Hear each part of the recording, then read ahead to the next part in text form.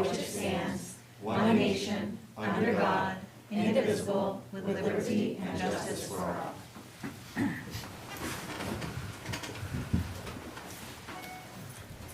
All right.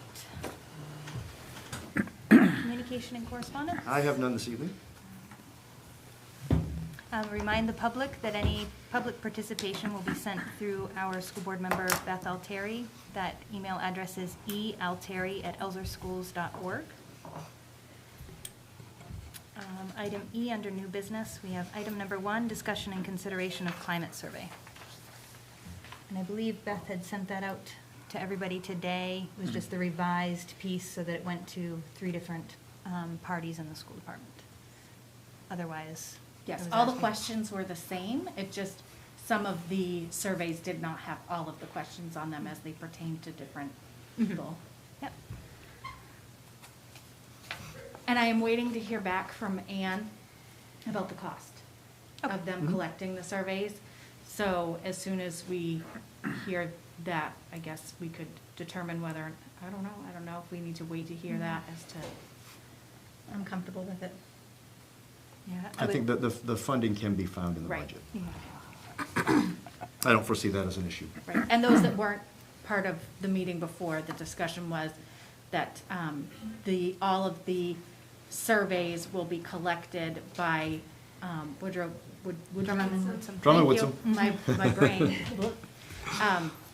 So all of the survey results would be collected by them. They would put the board together a report that would have basically the synopsis. And then if specific surveys wanted to be seen, we could request that, but otherwise it will help with keeping things anonymous, but also 300 surveys is a lot of surveys to collect and compile the data ourselves, so. Yep, okay, great.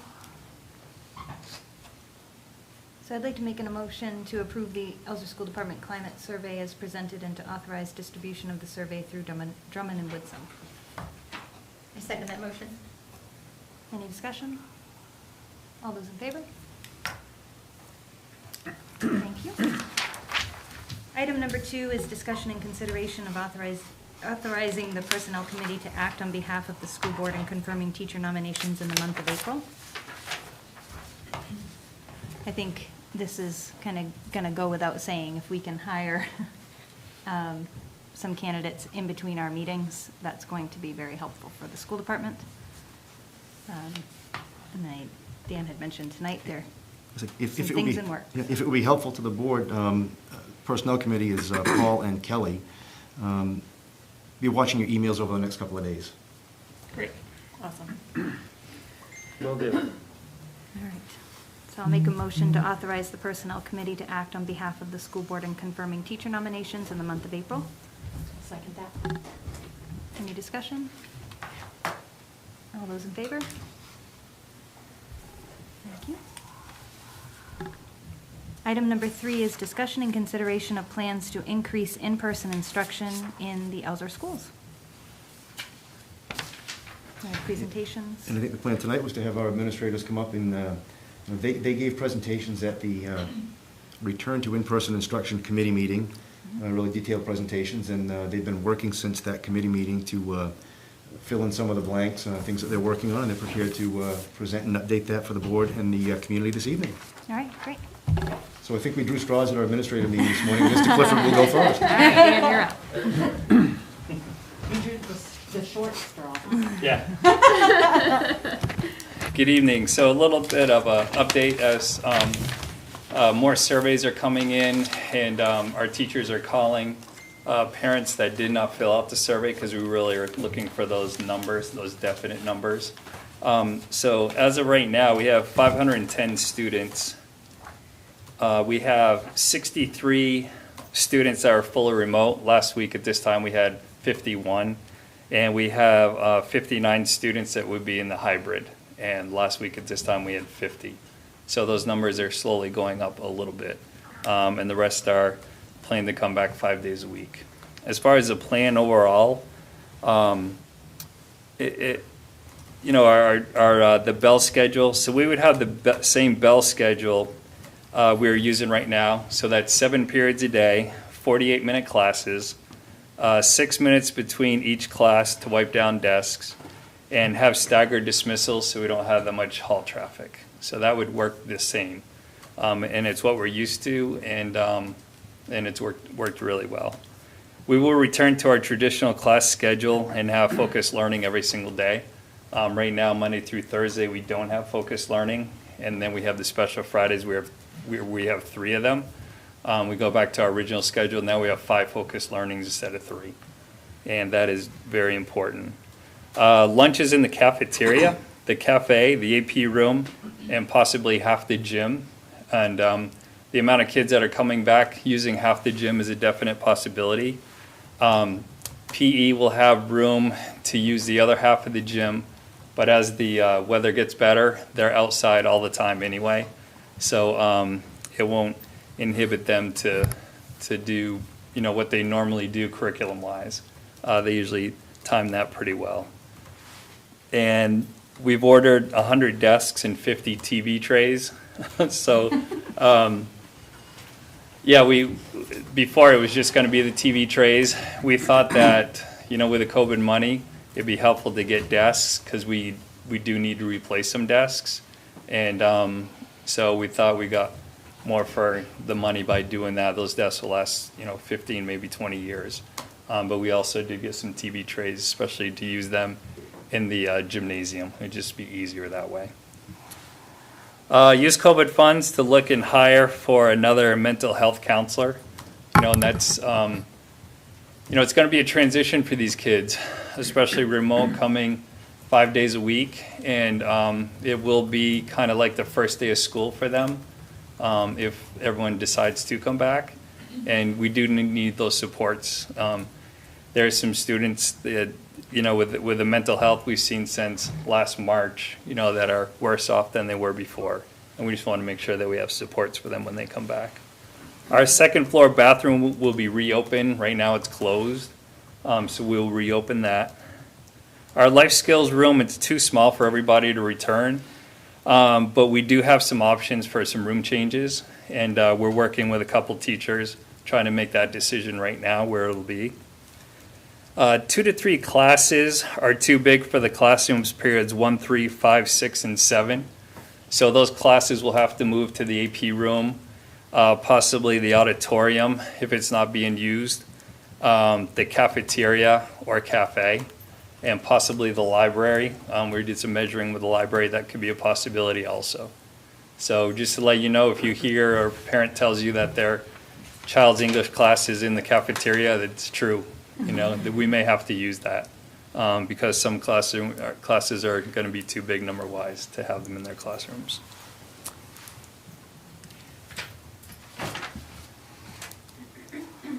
The vaccinations. So just looking at a timeline, so many of our staff had their first vaccination, and their next one is going to be the first or second week in April. That was one of the things that I got feedback from the teachers is, they just feel better having their second shot and then the 2 weeks after the second shot. So if we did wait until after April vacation, they would be fully vaccinated, and they felt a lot better about that. If we started before that, we would have to start with some teachers, and they would teach fully remote, and we'd have to get subs for their classrooms just because of different health reasons and age and things like that. The contact tracing, and it's fresh because we had this yesterday, but I think it's really important to remember that when we have a contact tracing, and I'll just take you through the process because a lot of people don't know what the process is like. So if we have, somebody that's positive in the school, we've had 4 so far, and on average, it's anywhere between 4 and 6 hours to identify everybody, okay, and make the phone calls home and get the information into the CDC, all of that. And really what the process is we follow that child throughout the day on our video cameras. Obviously, we have the class rosters of all the classes that they're in and who was there, and we have to check every kid's attendance.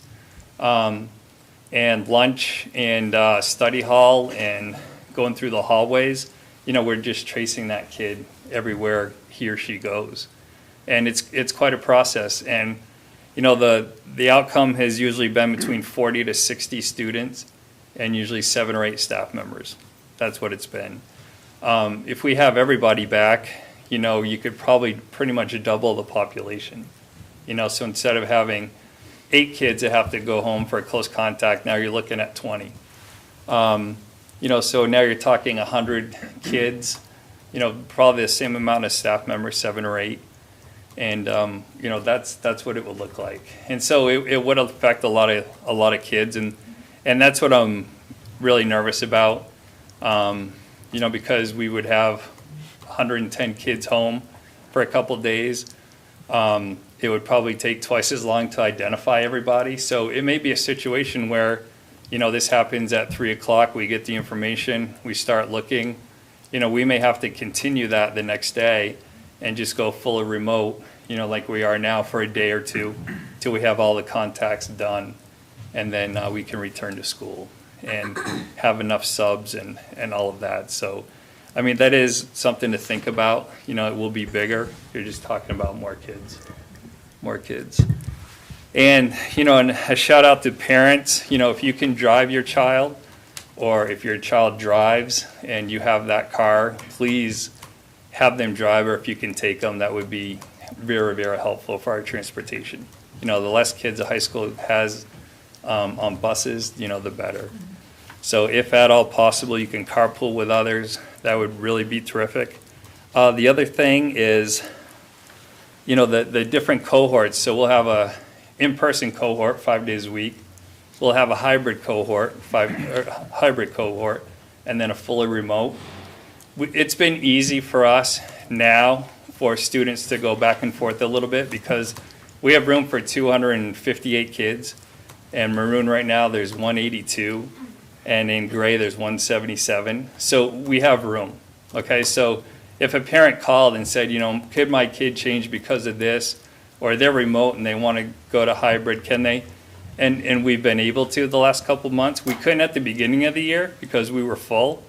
But then as the year progressed, we had more kids go remote. And I just need to plead with you this way is if you choose to come 5 days a week, you choose to go hybrid, you choose to go remote, you need to stay there the rest of the year because we're going to be full, okay, based on the surveys. So if Johnny tries remote, you know, for 2 weeks and it's not working out, we'll try to help Johnny, but there's no way he can come back to school. You're probably either hybrid or for five-person days. It'll really, really be difficult. You know, we're looking at, based on this information, you know, we're looking at 420 kids, 430 kids that are going to be back. And so we're planning for them. So whatever you choose to do, you have to stay with it.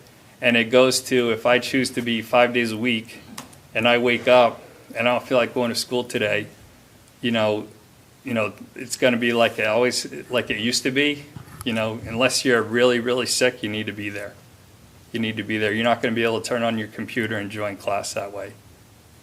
Okay, so if you choose 5 days a week, we expect you 5 days a week because that's how attendance is going to be in Infinite Campus, and we got to keep accurate attendance. So if you're going to be 5 days a week, you better make sure you can do it the rest of the year.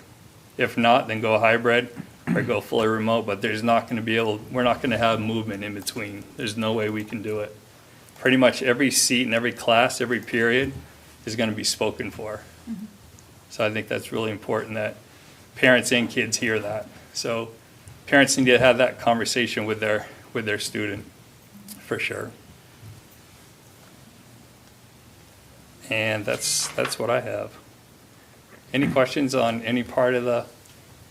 Yeah. I have some questions. So Yeah. I understand how we can keep desks 3 feet apart and how we can control the cafeteria being 3 feet apart or where kids are eating.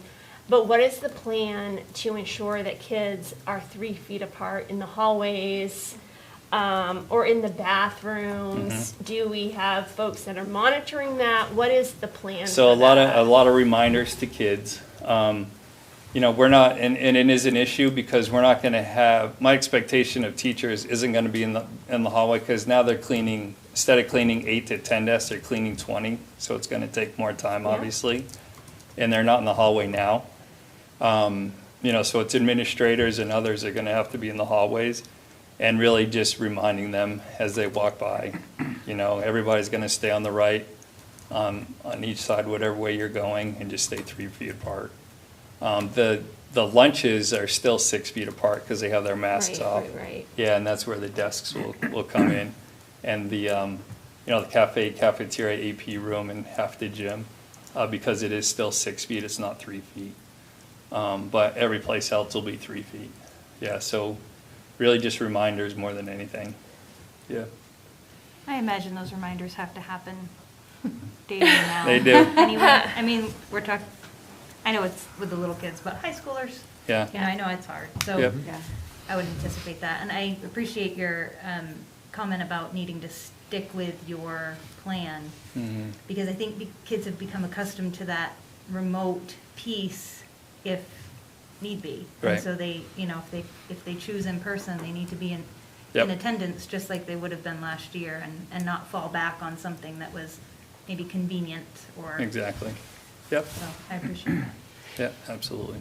And just to clarify, CDC guidelines state that once a staff member is vaccinated and past their 2 weeks, if they are exposed, they do not have to quarantine. Right, yeah. Yep. We- The other thing that I think people need to really think about is, you know, Pfizer and Moderna, some of these vaccines are available to 16 and up and 18 and up. And there's been so much talk about what's going to happen with prom, what's going to happen with graduation, what's going to happen. Well, you know, I want those things to happen as much as anybody else, but I'm sure my seniors want them to happen the most. You know, people need to think about their responsibility in getting across that finish line. You know, maybe this vaccine is right for you, maybe it's not.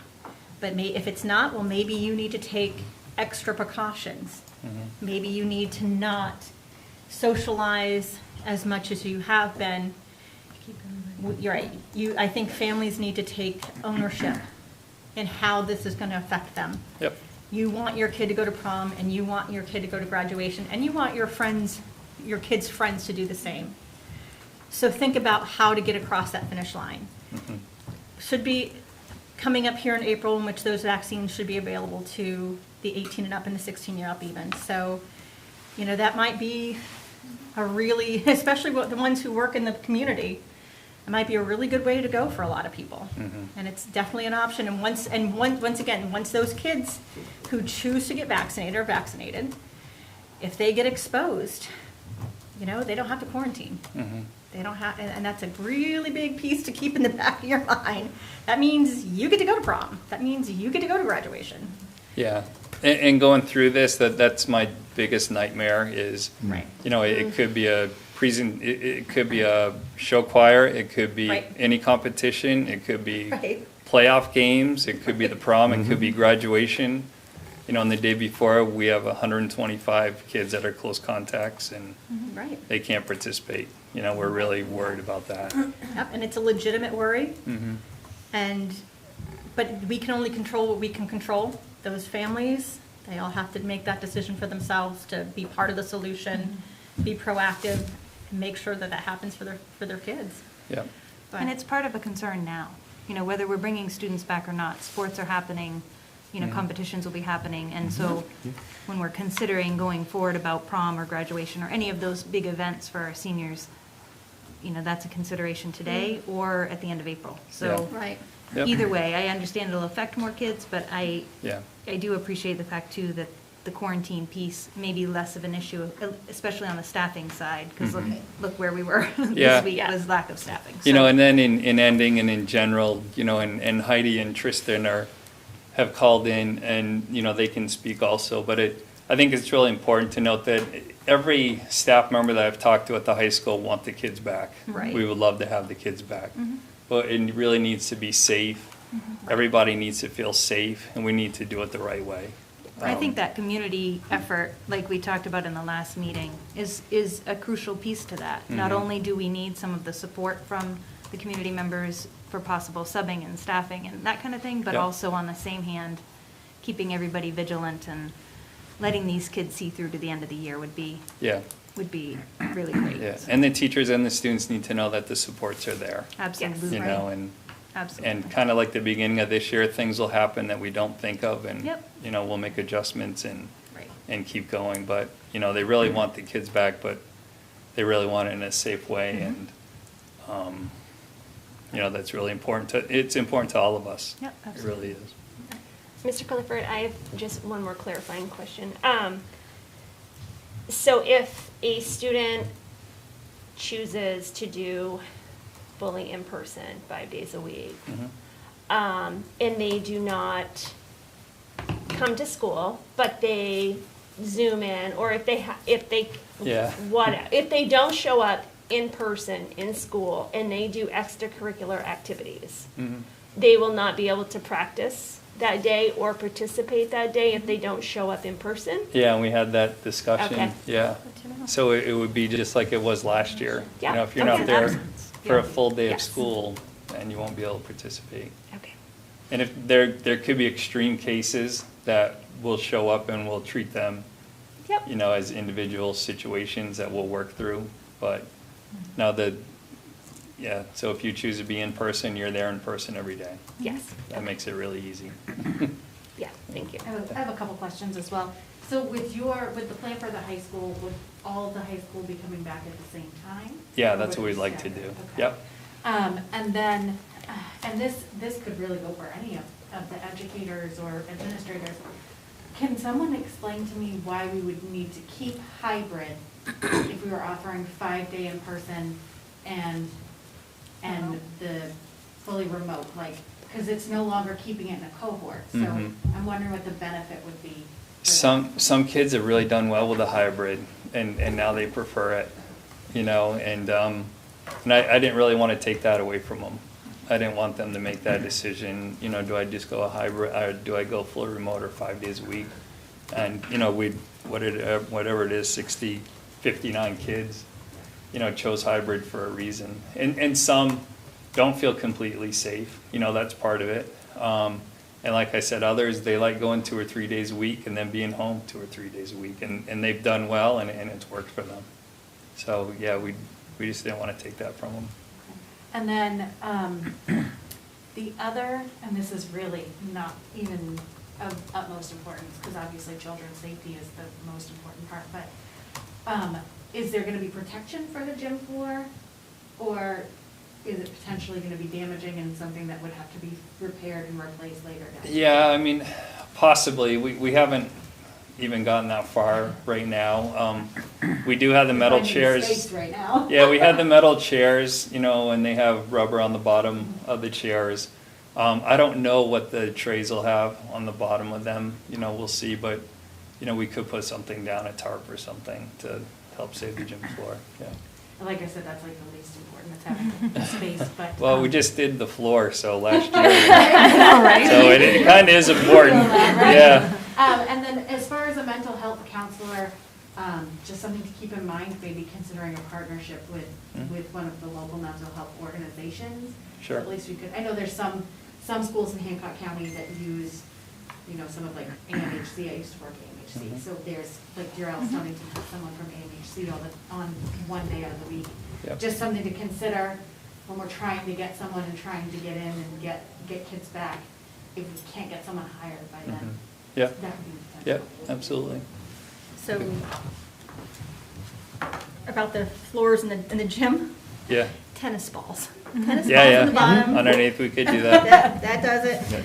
Also, I just think as we're talking about these plans to everybody needs to realize we're making these plans. We want to have a plan in place, but the situation itself is fluid. We don't know we're hoping to bring people back in the end of April, although we don't know what the COVID situation is going to be at the end of April. We hope it's better than it is now.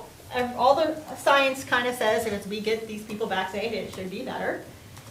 You know, we think it's going to be better than anyway. However, if for some ungodly reason it were to be terrible at that point, we would make an assessment at that time.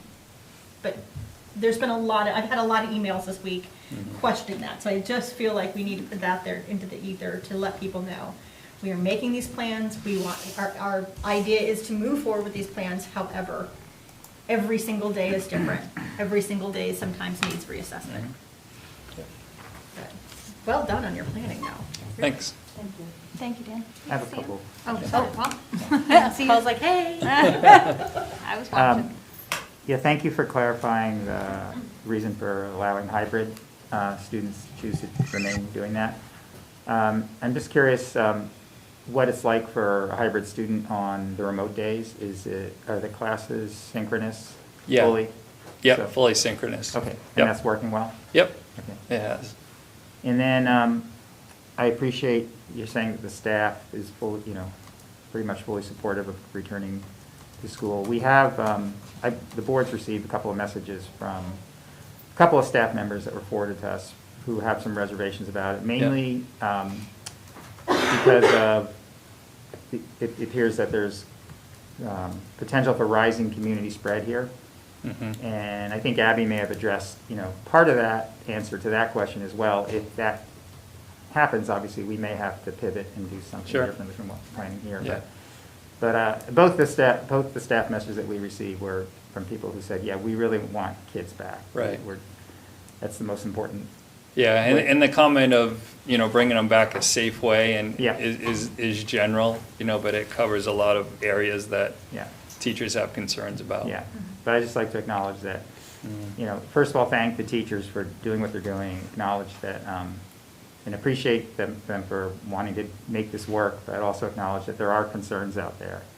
And Absolutely. Yeah, Yep. and teachers' health and safety is paramount along with other things. And then one other little thing, you talked about transportation and asking parents who can drive their kids to do so and students who can drive to do so. I just want to add, if you can also walk to school or ride your bicycle, that would be great It's gonna be also. beautiful. Especially Yes. since it's spring. There's, the weather's getting better, the city's Public Works Department has been out there in full force, street sweeping the roads and getting the sand and gravel off them, which makes it safer to drive a bicycle. And the walking path that goes right by the high school is a great way to get there, so. And we do have bike racks. Yeah, and have you had There's any? only usually one a fall and one a spring that it's used, but Do you have any, you could tie up more bikes to them. have you had That's any right. kids bicycling there recently? As far as you know? No, Probably not yet. no, we really I haven't. think Erica told me there's one kid has biked to the middle school, at least Yeah. one. It's a good way to clear your mind before and after. It is, school. yeah. Right. Yeah, no, I haven't seen any this spring yet. All right, well, No. just remind them that Yeah, yep, that's a good option. yeah, All right, thank you. good, thank you. Thank you. Sam. Who drew the next straw? Erica. Okay, full disclosure, we really didn't draw straws. Kind of hard to do via Zoom. Good evening.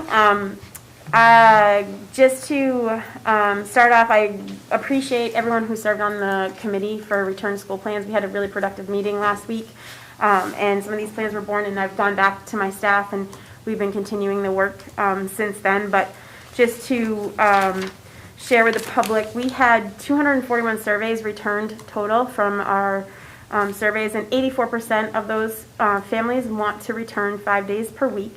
We also had 131 students out of the surveys that would need some sort of transportation, whether it be in the morning, in the afternoon, or both. So with the results that we took into account and the work that I've done with staff, for our return to school plan, we are trying to do a phase-in plan with one grade level returning at a time and offering a 5-day per week or a fully remote option, and eliminating the hybrid option. We are planning on having 8th grade return first. They have the lowest number of students, and we know that we can safely, pending the 3 feet approval, get them all in safely with those guidelines and following the CDC guidelines. And then subsequent grade levels will follow. Currently, right now, based on conversations and planning that I've done with 8th grade, they are prepared and ready to have students return on April 12th, the week before vacation. And then the subsequent grade that would return would be 6th grade, because they are the next grade level that can safely fit all of those kids back in with the guidelines, following the guidelines, and that would happen after April break, tentatively. And again, some of these dates are fluid, depending on approval tonight, and I know there are other contingencies with the MOU with the teachers union and things like that. So, but those are the things that I've been working on with the grade level teams.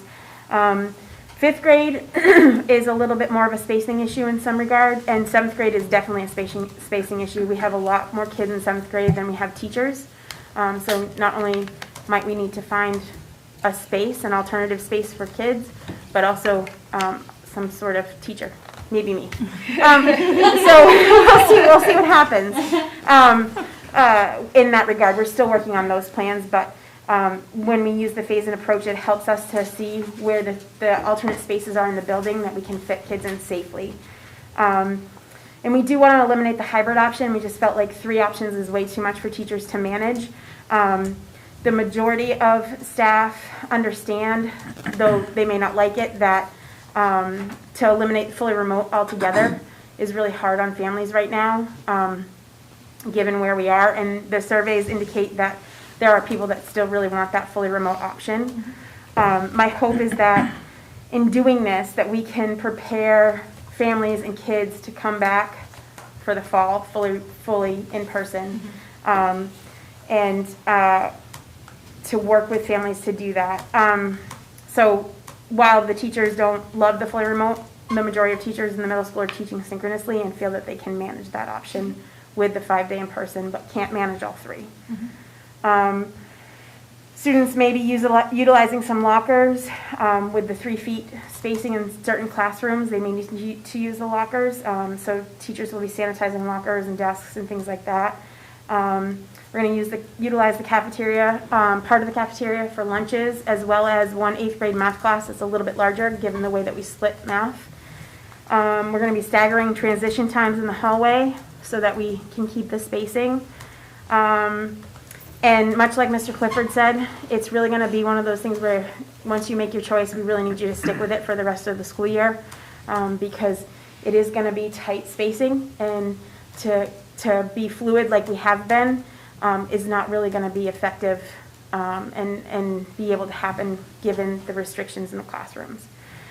Some considerations that we're still working on are staffing. We've been really transparent about that's an issue, trying to cover lunches and recesses so that teachers get their 20-minute lunch, making sure that we have coverage for our special ed students, things like that. Limited movement by adults throughout the classroom, given the fact that they still have to remain 6 feet from kids. It's going to be kind of, especially for middle school, like we're starting from day one with building new routines and procedures with all of the kids back. So that will take some time to do. And it'll also, I think, teachers and I are also concerned with the fact that middle school kids have been used to having 2 to 3 days at home for school, and to get them back in the 5-day-a-week schedule is going to take a little bit. It's going to take a little bit of routine to get them there. And we want to make sure that kids don't wake up and, I don't feel like getting up in the morning, I'm not coming to school. Like, you need to be there, just like Mr. Clifford said. You need to be there. If you're a 5-day-a-week kid, you're a 5-day-a-week kid.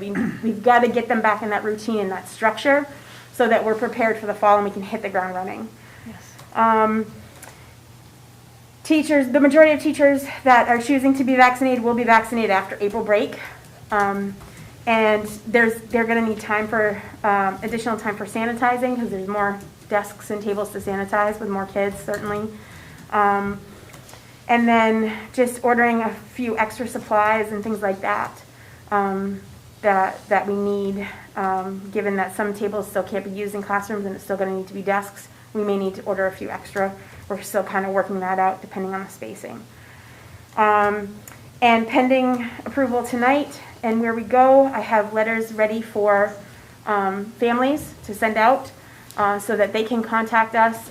Most of the survey results are in. There are a few people that didn't fill out the survey, but they can contact me if they want to stay fully remote. Otherwise, we're planning on them being 5-day-a-week in person.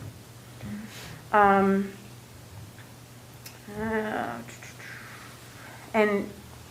both 8th grade and 6th grade, I met with them today. They're ready to move forward and do that planning and set their classrooms as soon as we have the approval to do so. My hope is that with a phase-in plan, we can phase a new grade level in each week. So if we start on the 12th, we're phasing in the 6th grade the week that we come back from break. And then the next grade will be 5th most likely, and then 7th as soon as we can figure out the spacing and the staffing. And hopefully we still have quite a bit of time left in the school year to get everybody in and have everybody return. So they have a good chunk of time, 5 days a week. Any questions? Yes. So let's pretend in a perfect world that spacing was not an issue. Do you have a ballpark of how many employees you would need to have hired between then and now? Yep, about 3. And one of does that them would be include a for 7th grade? No, actually, sorry, That's you 4. in that position? Yeah, that's 4. So that includes Okay, our just special checking. ed vacancy, special ed teacher Yep. vacancy, a few ed techs, because when you go back, right now, because we're in cohort groups, we can split ed techs to cover students on the opposite days, because that's how they're spread out and that's how we've scheduled it. But when you put them back together 5 days a week, there's a little bit more coverage that's needed. So we're short a couple of ed techs, and then with the 7th grade spacing issue, that's an additional adult that we need supervision. Did you and- say possibly 5th grade as well? Or I'm sorry, Did what? you say possibly 5th grade would need another teacher? No, I don't believe so. I just think the spacing is I think The we're spacing. close, and depending on if there are students who stay fully remote, then that will be the determining factor. In 7th grade as well, we do have a few kids, but there's less 7th graders who are already fully remote. And I don't anticipate those students that are in 7th grade that are fully remote changing to 5 days per week. So even with those fully remote students, we still have a pretty significant spacing issue with only 4 teachers. The other grade levels, besides 8th, who doesn't need a 5th teacher, they only have 4 teachers. Now, you mentioned, sorry. No, go ahead. You mentioned the lunch plan was going to be using the cafeteria and Yep. an 8th grade math class? An 8th grade math class will need to use the cafeteria in the morning. Okay. Just because there's more Okay. kids in the spacing issue. So that's one class first thing in the morning. We looked at, we think we can fit 20 students into the cafeteria on one side and still keep the traffic flow going for other students who need to pick up lunch. We're looking at utilizing outdoor spaces for that as well. And we also we can put the curtain down in the gymnasium if we have to. I'm also working with Ms. Johns to make the computer lab a viable space. So we're really working on moving some things around in the building. There's still Kids everywhere. yeah, there's still planning going on. And with kids everywhere, it also means adult supervision everywhere. And so we're working that out as well. So there's still some pieces to the puzzle that haven't quite fit in yet, and some considerations, but we're still working on it. And I'm confident that we'll get it done by the time we have kids in. But as the phase-in plan for us, that's why that works so well, because then we can see where we have left for spaces. And as we phase them in, that'll allow us to see what we have for staff too and where we can cover things. And work out some of the kinks. Yeah. And in a week's time, we can work out a lot of kinks to be able to continue to get more kids in. So the cleaning of lockers, Beth had brought this up, I think, at our other meeting, and we were talking about lockers are assigned, is that correct? Yes. So the same student is touching it all day, essentially? Yep. Right? So is there a need to clean it were you talking about in between classes? No. Okay, At the end of the day. At the end of the day. Some grade levels have talked to me about, like, they don't feel that they need to use it because they have enough space in the classroom, Sure. and it just will cut down on some of that transition time. Other grade levels are like, we really would need to use it because there won't be enough space. And so what we talked about at 8th grade is that the teachers were willing to say to the kids, you can store your stuff in there for the day, you take it out every afternoon, we'll spray everything down at the end of the day. At the end of the day, okay. And I they just wanted stagger when the kids go, they stagger, so they're 3 feet apart at least in the hallway. So that's kind of where we're at with that right now. They may decide that it's taking too much instruction time out of them going to the lockers, and having to do that to stagger them, because when you're talking about staggering, 87 kids versus 35 kids, it's a little bit different. So I think it's a trial and error type of thing with that.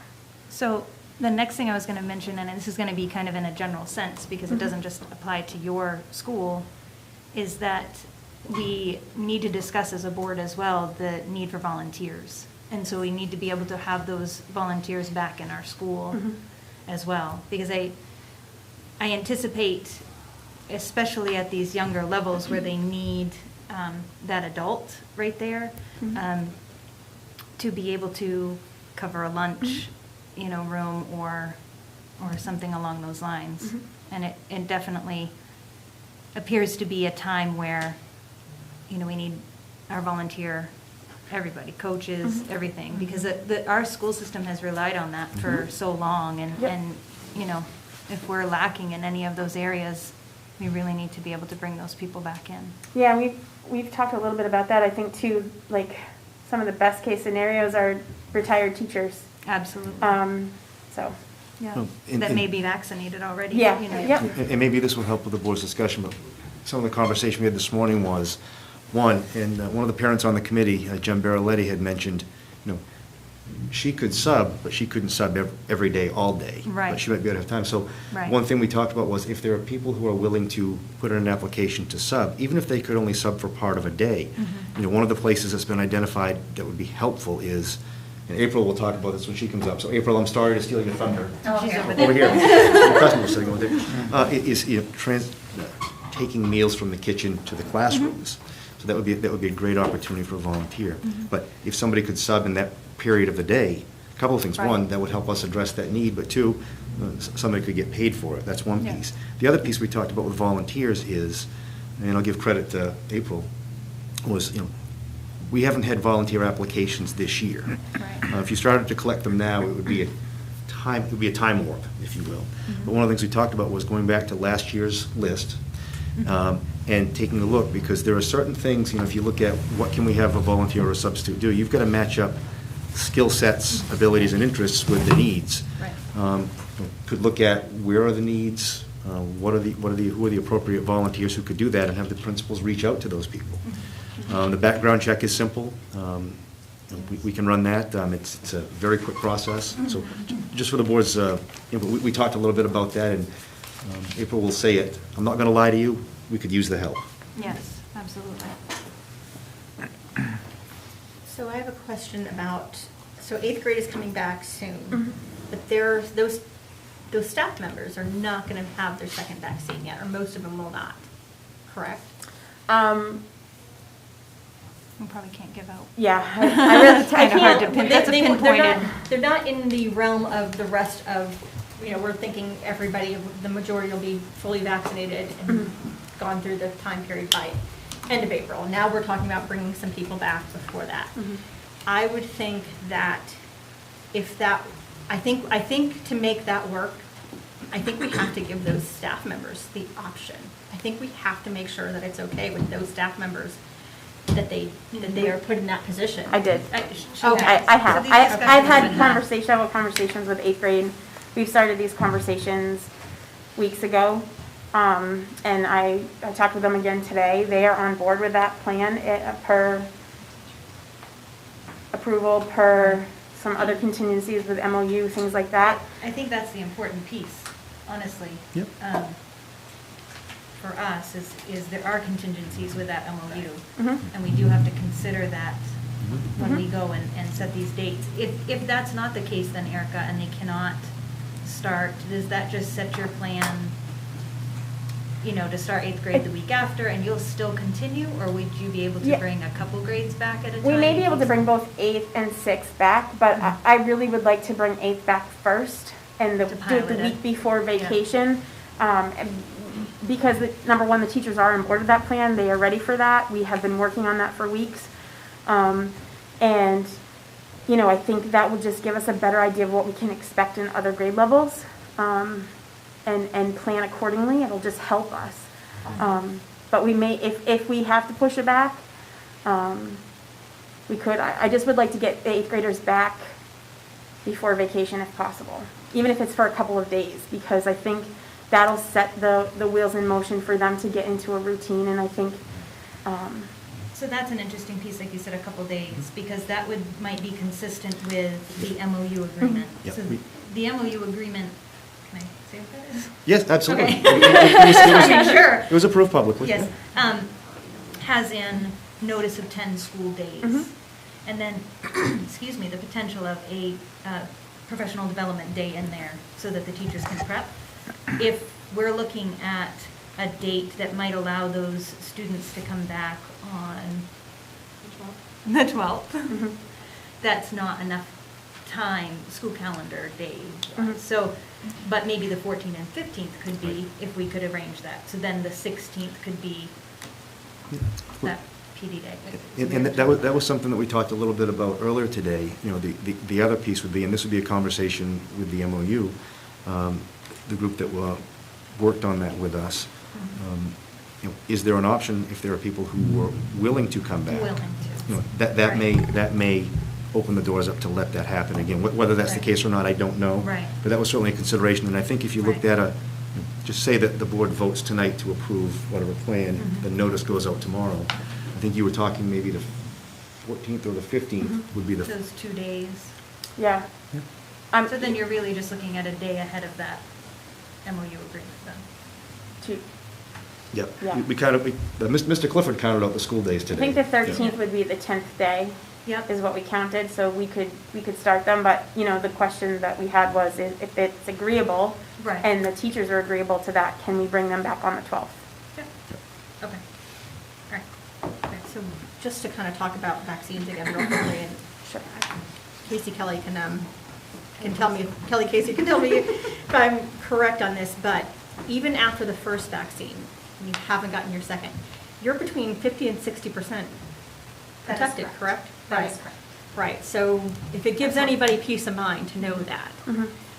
if you've got Pfizer and Moderna, even 2 weeks after that first vaccine, you are 50 to 60% effective, which is almost just as much as the Johnson & Johnson vaccine Yeah, altogether, Janssen, correct? yeah, that is You- correct, yeah. Right. Janssen is like 74, I mean, my husband would have the Right, exact right. statistic, but it's in the 70s, that is correct. But it is a pretty high, you know, it's better than a flu vac, a regular flu Mhm. vac, basically. I mean, it is a pretty good amount of coverage.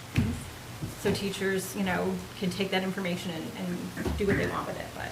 I will say publicly, and I feel perfectly fine saying this tonight because I had this conversation earlier with the 8th grade teachers. They are on board to start on the 12th. And work through whatever we need to work through for the MOU contingencies. But they are ready to go and get kids back in. I think it's great for your school especially because it does give you a chance to pilot it. Mhm. And then you have break. And then- that's the group that's getting ready to go to high school next Mhm. year. Yeah, and for them to come back first Yeah. is. And they've really been essential. begging to be together. Yeah. And I don't blame in them. talking with our Mhm. end of the year festivities, they really are thinking about how can we all be together as a group. And so the sooner that we can do that for them, the better off we'll be, to give them that experience. Because if you think about these 8th grade students, and it's not just 8th grade, we want all our kids back. Absolutely. But these 8th graders, you know, since last March, they've lost a chunk of that, right? And then this is their last year in middle school, and these are kids who have been in the school since kindergarten, in this same school. And they're feeling a little bit nervous, and there's trepidation about going to the high school. But they've lost a chunk of their middle school time. You know, by this time, like, most of them have 8th grade-itis, and they're ready to, like, get out of it. See you later, Miss G. But it's not the case this Right. year. They They come want to in. reunite and. They come in and they want to be there and they want to be together. And, you know, those are the conversations I'm having with students. And they're nervous about going to the high school because I think they lost a little bit of their middle school pieces, traditional middle school pieces that they normally have in the past year. Yeah. So Absolutely. I think it's important to get them back first. I do have, it's a community Sure. question, but it may be for both of you perhaps to answer. It's from Michelle Cody, and she says, I'm wondering about something that was brought up at our last meeting. How is it working with families with children in different schools with different schedules? Example, high schooler going back full-time, and then 5th grade still in remote or hybrid, since that high schooler may be home with the younger child while the parents are working. Yep, I mean, it's something that we've talked about and certainly taken into consideration. I don't have a good answer. Now, It's hard. Mr. Clifford, would that be Yeah. maybe an exception to that rule Yeah. of once you pick your schedule, you stay in your schedule? Yeah, and we have this at our house. So, There you go. There's you know, so one if a example. student has to be hybrid for a couple weeks, or maybe the first week, just to watch a younger sibling, then and they want to come back 5 days a week, then we would make that exception. Because you'd be planning for that in advance of that anyway. Yeah. It would just be like, hey, I think that's, Exactly. I mean, the data's there, so Yeah. you're gonna know those families ahead of time, which is Right. interesting. Right. Okay, Mr. Clifford had a better answer than me. That's why I said it might be a community Yeah, answer. it was good, it was good. Yeah. Erica? Yes. So you mentioned that most of the classrooms at the middle school are synchronous, Mhm. but that led me to infer that some are not. There are a couple that are not. Okay, are That they are, going to be? that are meeting with remotes separately, Uh-huh. the So- remote students separately. So so are those going to continue to meet separately, or are they going to Yeah, become I synchronous? think that's something, you know, we've been working all year towards getting everybody synchronous. And it's working really well in some areas and not so well in others. Science is really hard to be synchronous because of Mhm. labs and things like that, but it's working in some grade levels. And I think we continue to work with those teachers. Mhm. Some teachers just have a really good system where they have their remotes on certain times during the day and they're giving those lessons and it works better for them. So they would continue with that. But it's something that's part of the plan as we move forward, to continue to make sure that there is some synchronous learning going on if we continue to have the fully remotes. Based on the survey results, it doesn't look like we'll have that many You fully don't, remotes. yeah, Yeah. I noticed that, and yours is the second highest for wanting to return to full in time in person. Yeah, And then April's is the high, so I Yeah. was noticing that, you Yeah. really don't have a lot that are interested in staying fully remote, and I think that would help, you know, across the board, those teachers who are, yep, and maybe with another few weeks, and knowing that those students are gonna be back in person, it might be an encouragement to get those students synchronous, Mhm. you know, so Yep. that extra time isn't being Yep. spent, you know, trying to teach both. yep. I think the teachers who have been able to be successful with synchronous are finding it more beneficial with the fully remote. Like, it's just a little bit easier to manage. The hardest part about that, I think, is the grading. Like grading everything online, not having that in-person interaction with Yeah. kids. That's time consuming. Having fully remotes is time consuming. It's not been easy for teachers. It's not been great for kids. I mean, our fully remote kids, we have a few that are thriving, but those are the majority of families that I'm calling. Hey, we haven't seen you. Is everything okay? Like, Well, I think that's the difficult part, is this comes to the consistency piece Mhm. of that education. So the synchronous learning, if it's going along, and we talked about this from September, Yep. it really, if there isn't a dedicated remote teacher, then that piece of logging in and watching that class going is where that best education is going to happen, because you're seeing it in full. yep. I had And a. so- Oh, sorry, I didn't. No, it's okay. I just really think there's some teachers who have really done that very well, Mhm. and it's nice to see. I mean, I've heard it in a couple of meetings, so the mentoring and Yep. you know, that it really can work Mhm. successfully, Yep. and appears to be less time consuming. The Yep. grading piece I understand, but Yeah, but I mean, the there's actual there's teaching. extra things that go along with that fully remote piece. I had a sixth grade teacher say to me today when I was meeting with them that, you know, the kids who are in the hybrid system, who are logging in on their remote days synchronously, are used to, like, okay, math class is at 8 a.m., they're logged in. It's the kids who have been fully remote for the majority of the year that are still not logging when they should be, that are still, you know, missing work, that are still, like, the kids who have not been in school at all and have no in-person, those are the ones that are really struggling. And so to get those kids back in would be a huge win for us. Well, they're lacking schedule, and they're lacking Yep. routine Structure. and structure, and I think that's And contact. the advocacy for all of this is that's a big piece of it. Yep. Is the structure and the routine, because that's what, you know, students will thrive on, you know, whether, you know. But we do have those students too, in both 6th and 8th grade, who have been fully remote the whole year and are doing beautifully. Yeah. And to rip that option out from under them, I don't think we can do that at this Yeah, point. well, and just like Dan mentioned, when you have Yeah. students who are thriving in those situations, if you are able to offer them, then that's a huge benefit. I mean, we are here with the same goal, Yep. to provide that education. And if it's working, then that, and there's a way to work around it, then Right. that's great. Right. And I think at this point, those kids that are doing well with that have a good routine down. So, They and the must, teachers, right, the teachers right. have a good routine with them, so it's Right. not gonna be, that big of a hardship, I don't think. And parental support is a big piece of that Mhm. too. If you're able to have that situation where those students, have somebody there and they're really encouraging Yep. and engaging them in their Yep. work, that's going to make a difference too. For sure, yeah. Erica, are kids all going to eat in their classrooms? How's that going to work? Yeah, so we're gonna have to work on staggering and flipping lunches in recess. So, half the kids may be eating lunch, half the kids might be out at recess. We're gonna use some of the cafeteria, we're gonna use different spaces. We don't have all the minute details worked out yet, Yeah. because we're still working on the schedule, and we have to see where the traffic flow comes from elementary because we overlap lunches and sometimes. So we just need to make sure that we are keeping our numbers where they need to be. But it's gonna be doing some of that flip-flopping, and, my hope is that the weather stays really nice and we can have kids eat outside and, have all of those things happen and make it like a picnic and Yeah. a field trip outside for lunch every day. Make it Like fun. whatever, we'll Right, make right. it fun, Oh my Right. goodness, I would have loved that. Yeah. Outdoor dining. and it's- Yeah. Right? Yeah. Mr. Higgins, are we ordering tents or what? Are we planning on We've- doing We've got the anything like tents that we have in that? place right now. We have not ordered any more. We haven't had that need come up in discussion yet. Okay. Yeah, But we if do have need tents be, up. it's a possibility. Yeah, and we Yep. do have tents up and they are, people do utilize them. It's still a little muddy and wet. Yeah. So we haven't gotten quite that Yes. far yet, but hopefully in the next couple of weeks, things will dry up a little bit and. we'll be able After to- tonight's rainstorm. Right? Right. After they float away a little bit. Right. At least it's rain. Yeah. And that will help too, that if it's a few weeks Mhm. too. I mean, Yep. that time frame's all gonna Yep. hopefully come together nicely and Yep. Yes, and it would be weather-wise. good to have it's almost like you start the 8th grade and then you have vacation. So it's like, okay, Right. it worked or it didn't, but now we can take a deep breath. Right. For the days, hopefully. Regroup. Yep. Not like any of our teachers are taking vacation most of the time anyway, but at least maybe a breath. All right.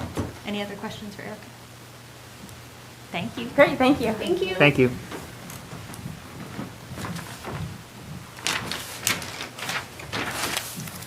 I'm just going to kind of hit on things that are different. So Miss G and I are on the same page with offering fully remote or 5 days a week in person. That was really teacher-driven, and that conversation as well as the survey data supports that. There weren't a lot of families that wanted the hybrid. We had tons wanted 5 days a week back. So, and similar to what Mr. Clifford said, once you make your choice, you have to stay for the year just because we don't have the capacity. So after I had a conversation, so my order is a little bit different from the advisory committee if you were here that day. After following up with staff, similar to Erica, we wanted to bring back one grade level the week before vacation. That grade level would be grade 4. I had individual conversations and confirmations with each member of that team about their comfort level with regard to that, and they're ready to go. So that's something that we'd like to consider as well as you have your discussion tonight. In addition to that, I think an interesting point about grade 4 is I have a new student to place after the vote today, and then that grade level's capped. There is no additional room. So we are at capacity at that grade level in those classrooms at 3 feet. So any new student who comes in, they have to be fully remote. And I just want to make sure that that's clear. We are capped at that grade level. Which grade level is that? Grade 4. Thank you. For me, after break, I'd like to start with grade 2 and possibly the life skills classroom. So grade 2 is ready to go, and the largest concern, one of the pieces from that, I think, is they're just ready to go. They're ready to go, but they need the week after break for additional time for vaccinations. After that, I don't really have a timeline set. My next grade that I would focus on would be kindergarten, and the ability to bring kindergarten back is dependent on staff hiring. So I want to be just clear, I didn't set a date for that, because I can't target date when I'm going to be able to hire or get applications and those things. And after that would be grade 1 and grade 3, because of staffing as well. So grade 1 and grade 3 are our highest number of students. I have students to place right now that I can't place at 6 feet capacity until we make hopefully a vote tonight to do 3 feet. Then I can bring some kids in to start hybrid. But we are at capacity. We need an additional teacher at both grade levels to be able to do that. I have worked out space issues. We have some fully remote teachers that would just be teaching off-site, and we'd be able to utilize their classrooms. Communication has gone to them. We've had discussions about it. But I just want to be clear on that. I don't have firm timelines or dates set because I need to hire staff.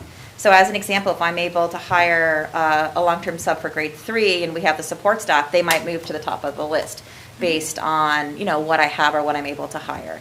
Although my focus would be kindergarten, that's just because of the number of people I would have to hire, but I think that might shift as applications come in.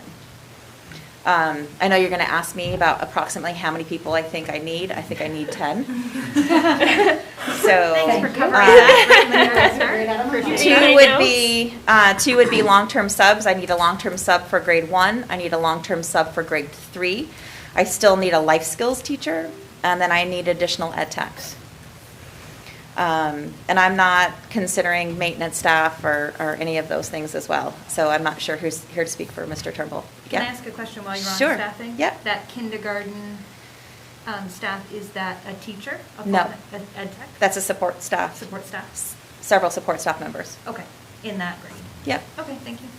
And the reason, too, the other piece of as you're bringing back a grade levels, we still got to keep the other grade levels functioning at the hybrid level. So as I bring back, if I have support staff or teaching staff, they're focused on that grade level. They're not able to support other students as they had before. So I've got to manage bringing back people at capacity and still managing the hybrid piece with staff. So, some assignments might change, and some of those things are going to change as we hire and do those things. One of the things I do want to bring up that really hasn't been brought up, that we talked about today, the time issue, if that's okay? Okay. So one of the things that we talked about is kind of 2 approaches to providing teacher non-student days to be able to do what they need to do. One of the thoughts, we had 2 different discussions today. One was picking a district day like you had talked about. Yes. I'm going to be honest, in my scenario, that's not necessarily going to work. In Mr. Clifford's scenario where everyone's coming back at one time, that's fine, but if I give my teachers a day and there's no target days for their kids coming back yet, and they don't know what kids are going to be in their home rooms, or how are they going to plan for that effectively, I'm just not sure the day would be as much benefit to some teachers. I just want to be honest. And if it's supposed to be a student day for teachers to be able to plan, I want to be honest and consistent about that. And since I have 3 grade levels with no specific timeline, one of the things we thought about was, so if my suggestion was maybe if we have the week, so that would be the Friday before, that would be a non-student day for that specific grade level.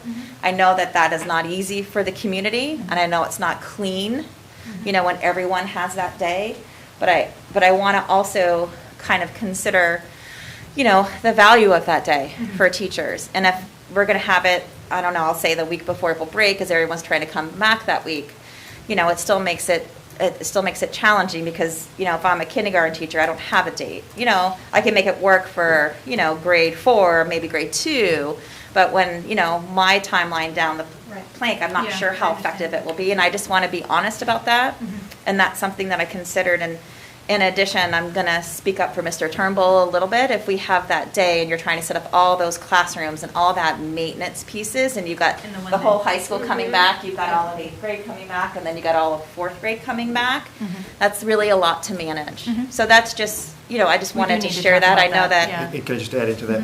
We did talk about that, and April advocated for Chuck and his staff you still have the vacation week, and not all of our custodians take time off on vacation week, but many do, and certainly with what's been taking place this year, some will.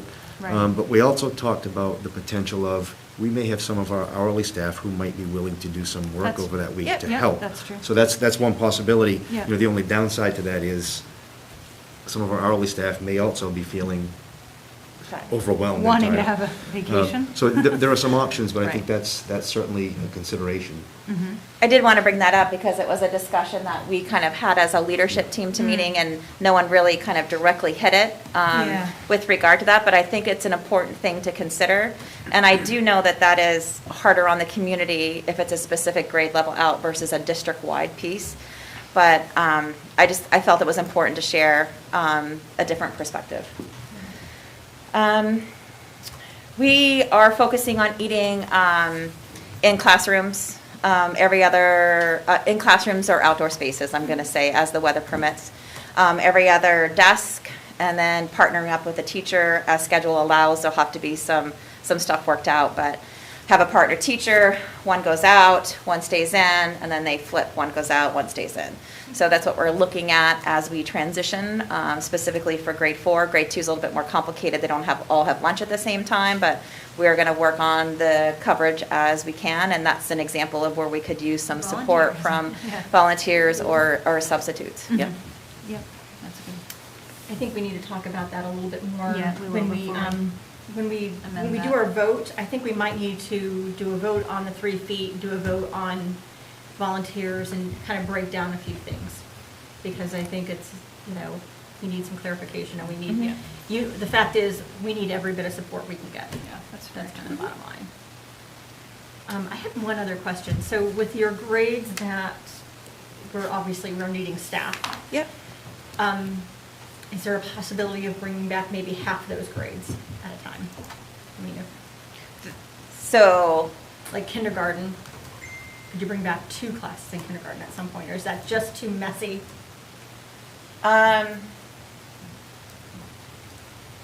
it is messy. It's okay. If it's too messy, it's too I'm messy, thinking really. about the It's support, okay. I'm going in my head, so you gotta give me a second. Counting numbers in your head. Yeah, I'm going through things in my She's head. pairing people So it is a up. little messy, and I can relook at that and maybe send an update, I'm fine to do that, but just the number of supports needed, I just we don't really have it at the Yeah. time, right now. I do have a question. So you have quite a low number that want to stay fully remote. Yep, Is there any grade? that responded to the survey. Yes. I just want to be clear about that, yeah, Yes. okay. Because there's whole grade levels that didn't respond for fully remotes to the survey. Okay. Oh, okay. Okay. So I don't think the data's really That accurate, that's why I was response- like, okay. All right. Yeah. So I guess my question is, let's just forget I just said that. Yeah. Do you have any grades that their numbers don't have any fully remote? Does any grade want to come back fully, and so you don't need that fully remote teacher? Not that I am aware of. So some in Yeah. every grade? Yeah.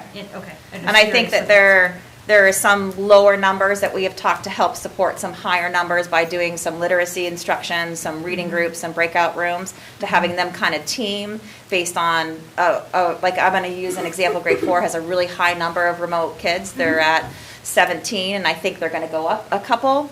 And I think that having my 3rd grade teacher who has lower numbers can help support them with that. We're going to look at that with the remote teachers. We have a check-in every Friday, so that's something that we'll start conversations on. But we have to utilize them in those ways. And I'm not sure, I've not had any communication from remote teachers about coming back on site either. So. Yep. Okay, thank you. April, I have a question. So the long-term subs for 1st and 3rd grade, is that because those teachers have become remote teachers, or is it just because we were short teachers to start the school year with? It's because we have remote teachers, so that's part of it. The second part of it is grade 1 is a monstrous class. Yeah. Teachers right now are at 23 kids and Wow. 22 kids in 1st grade. So with the remote teachers teaching remotely, I need to be able to have a new teacher come in and Yeah. look at having some students, and parents have to be willing to have some students transition a homeroom teacher so we can come out 5 days a week. And that's the same for grade 3 as well. Gotcha. Yeah. Okay. Thank you. So I remember we had one of our teachers, a third grade teacher, go to airline, and she was teaching multiple grades at once. What about combining a full remote teacher to teach maybe kindergarten and first, another one to do second and third? I think it'll depend on numbers. And even yeah. if, and that's a hard question, Abby, because I'm not sure Yeah. the ability to come back on site and work. So that's a hard question to answer. Yeah. Right, I'm just saying maybe a possibility to put out there to look into Yeah. the possibly. Yeah. You know, 'cause we had this person in our school and she was capable of this at one time. Maybe we have other talents there as well now Mhm. that, you know, could also do the same. Because I know so many of our teachers have also taught so many different grades and Yeah. whatnot. That, Yeah. Our teachers are amazing. Yes, Yeah. yes, they are. So April, are you and all the other principals on the phone calling parents that didn't respond to the survey? And I know that it's I'm going to be honest, challenging and- I did not call parents that didn't respond to the survey. What I did Yeah. is I focused on talking to parents who were hybrid and chose to go fully remote. Yep. That way, and then having conversations with fully remote teachers, checking in with their parents as they're doing parent-teacher conferences over the Gotcha. past several Fridays for K-4. So they're doing that check-in for me as well. But I did not call everyone that responded to the survey. I'll be honest. Yeah, no, great. I focused on change. Yeah. Different answers from what I expected versus just calling people who didn't respond. Yeah. I'm assuming that if they didn't respond and they're hybrid, they want to be 5 days a week, and if they didn't respond and they're remote, that they want to stay remote. Yep. So, Any other questions for April? Beth, I'm going to take a break too. Do you have any questions that pertain to some of this so we don't I get have overloaded? several. Thank you, April. Thanks, April. Thank you. Thank Okay, you. so I have some things that are questions, some things that are comments. I'll hold on to the comments until, and do the questions first, and then we'll do the comments Sure. after. Does Yep. that sound like I a- just figure it's a good time to just take a second because it could Okay. get overwhelming. Yeah. Well, I'll just go in the order that I received them then. Let's just do it that way, and then I don't get confused Okay. as to which ones I've read, which ones I haven't.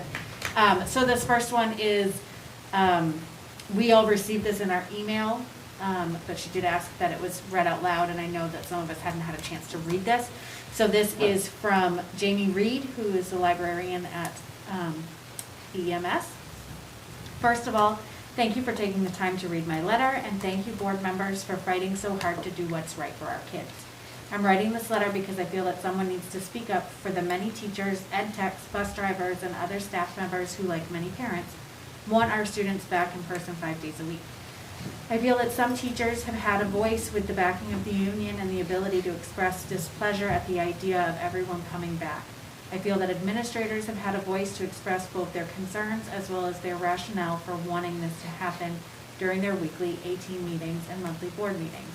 I feel the superintendent has had time to put a plan in place for bringing students back and all that this entails, but I don't feel as if my voice has yet been represented. I approach this issue as a dual perspective. First, I approach this as a parent of an EHS student who wants to see her son have some tiny bit of normal in his last few months of high school. This has been a very challenging year for so many reasons, and I'm sure I don't have to explain to you how life-altering this experience of staying home, hybrid learning, missed sports, missed friends, no prom, no senior activities, wondering if they will even have a graduation has been for these kids.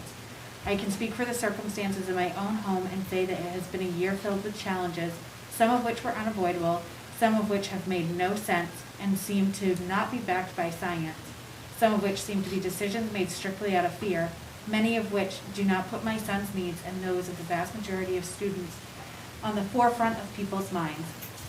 I'm extremely thankful for HCTC and Amy Bowles for seeing a need, setting the example early, and fighting to get our students back to some sort of normalcy months ago. If not for the 5 days a week at HCTC, I think this year could have been a much different experience for my family and for many others. Now I would like to talk to you a bit from my role as an ESC employee. This has been a long, hard year. We all feel it. Teachers went home last spring like everyone else, thinking that we would take 2 weeks off and then get back to normal. We all now know that normal wasn't in the cards. We have had to change on a dime and adapt the way we teach. Not easy for a profession filled with people who seem to be set in their ways. We had to learn how to rely on technology in ways we never had before, all while worrying about our students and their safety and balancing the needs of our own families. We did it the best way that we knew how. Decisions were made on our behalf, and we rolled with the punches and continue to do so. As a school employee, I understand that there are challenges when trying to bring students back. I understand that we are short-staffed and have unfilled positions from the beginning of the year. Is this an ideal situation? No, far from it. I understand that it will mean pushing aside personal fears and doing what we can to keep everyone safe. It means getting vaccines, continuing to wash our hands, clean spaces, and socially distance. It might mean bringing staff back to be in the building full-time who have thus far been able to work from home. It means we'll have to think outside the box to make this happen. If tomorrow the state of Maine changed the guidelines that we've been following for all of these months to say that there were no distance restrictions, then we would have to figure out how to make things work. We wouldn't get an option to say that kids can't come back.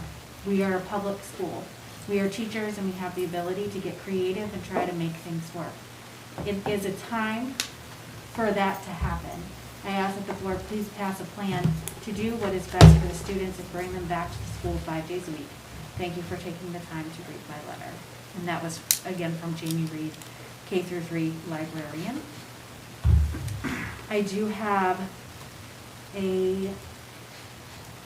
I asked that one already. See, this is why I decided to go in order. This one is from Annie Atherton. She says, I don't understand. You're focusing on the teachers being vaccinated, but the children are not. And the teachers are still being allowed to be 6 feet away, but the children, unvaccinated children, are being packed in 3 feet away from each other. They can now not even take a break safely to drink water at their desks once we start doing this. We are not looking at their safety. I also don't think that the survey we were sent addressed this. It asked if we wanted our kids back in school full-time when it was safe. Of course we do. But this did not state that safe for our kids means vaccinated teachers. Vaccinated teachers changes nothing for the kids.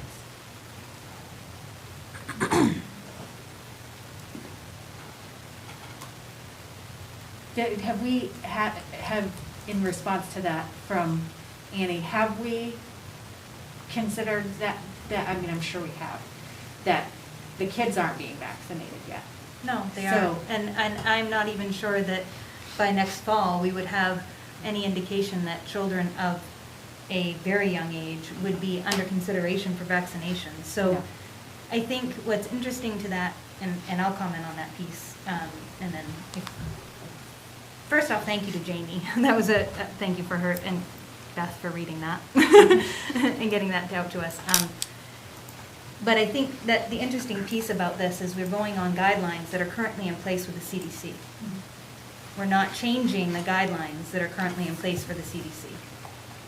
When we have the 3-foot minimum and we want to bring students back, that's to the guideline that is currently in place. That's just changing our own protocol. That's just changing our own protocol. And we're going to go along the assumption that this isn't going to change. We're not changing masking, we're not changing hand washing, we're not changing symptom checking, we're not changing, those, yeah. Those things that are in place because, and I would be, let me make sure I word this right. The risk at that age is extremely low. Not only is it extremely low for contracting the virus, but it's also extremely low for spreading the virus to our adults. And so we do have to keep that under consideration when we're going forward, and I think we all have. I don't think that's something, when we were talking about the 3-foot rule and we were advocating for the 3-foot rule, that's not out of with negligence. That's with thought and care and compassion. The other thing that I would add, the federal CDC recently changed from 6 to 3. They were at 6 all along. The other piece that's happened over the past several months, and I know this is something the board has talked about, you've seen studies in other states that have been done that have shown as long as you maintain the proper mitigation effects, masking, washing, the 3-foot Ventilation, distance, ventilation, all of those yeah. pieces that our staff has done a great job of here. There's not been any discernible difference in a 6-foot or a 3-foot spacing.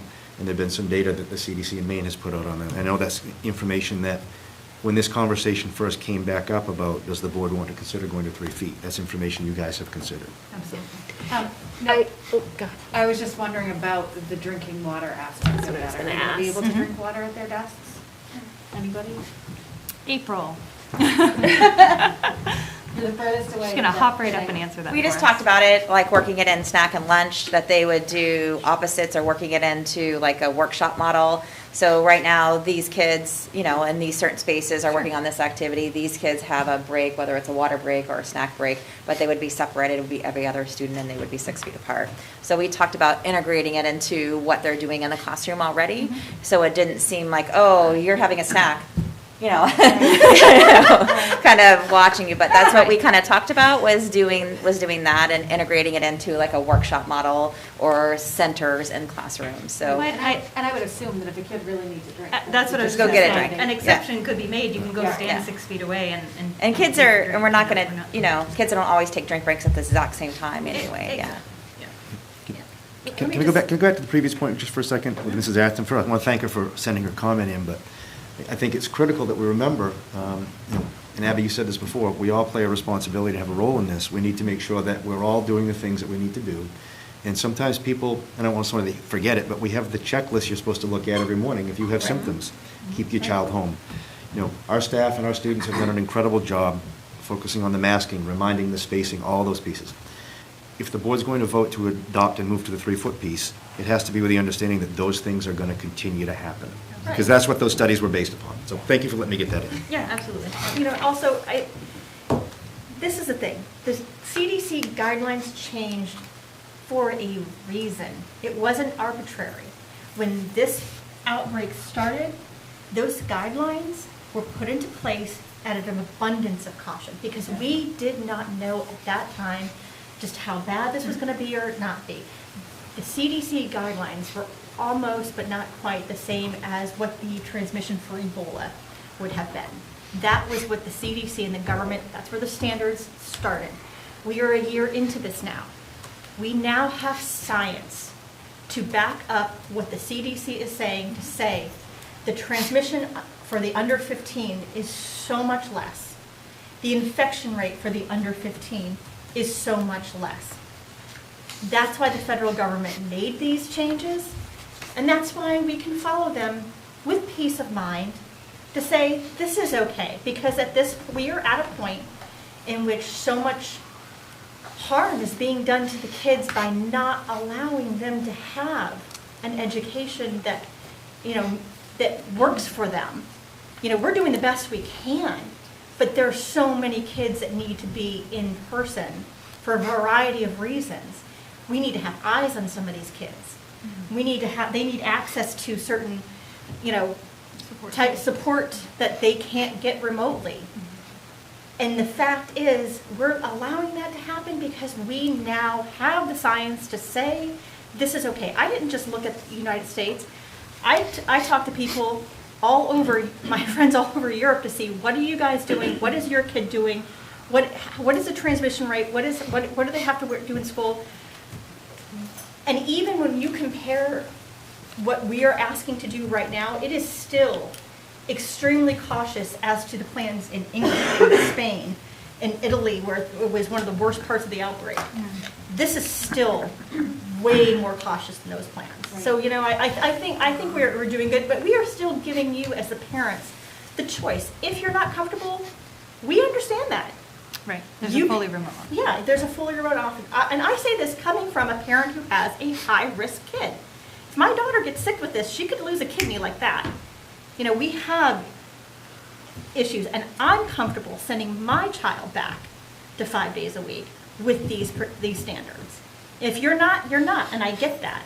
But this was not some arbitrary, you know, not well thought through, you know, matter of board decisions here.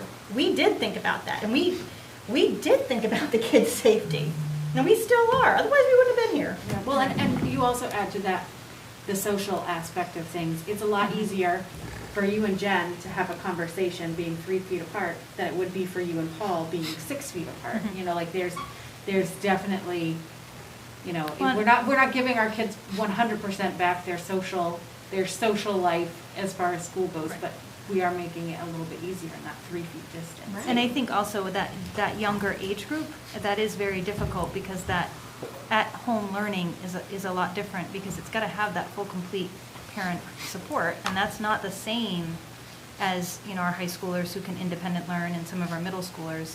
So having them back full-time in person to the capacity of 3 feet, which is under the CDC, the main guidelines that we didn't adopt when we put our hybrid plan in place, and we now are considering that, doesn't, you know, Yeah, it is there. As science has come forward. Yep, it is yeah. there, and it's supported. All right, anything All else? right. I have one from Becky Faulkner. Mhm.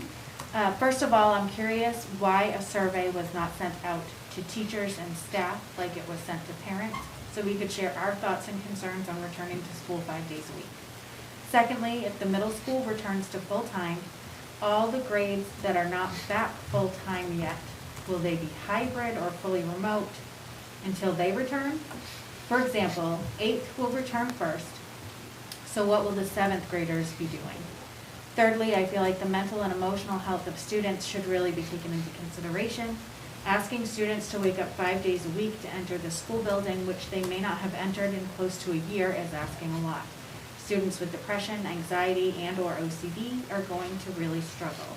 Students with depression who have not taken care of their physical appearance since they went fully remote are going to struggle as well. And for some of these students, a sleep schedule has not been routine during this time away from school. So So the one of first question Yep. is why the survey wasn't sent to teachers and staff to ask the same question about So, going back 5 days a week? I think we can address that pretty easily with the committee that was put in place. The reentry committee that was put in place had representatives from each of the schools. It had the administration, it had EEA reps, it had parents, it had school board members, it had the superintendent. We had a very comprehensive committee. That committee was put in place for the reason of, or the hope that we all could collaborate with that information. This was something that the community really stressed was missing when we went and put in our hybrid plan and collaborated over that piece. And So- I'm assuming, and I'm 99% certain that I'm assuming this correctly, that our administrators have been talking to their teachers. Like To they've all- staff. They've all said it in their Right. presentations tonight, that they've been And talking I to think, their teachers. you know, if there were concerns, those representatives that were on that committee would certainly have brought any of those concerns forward to the committee.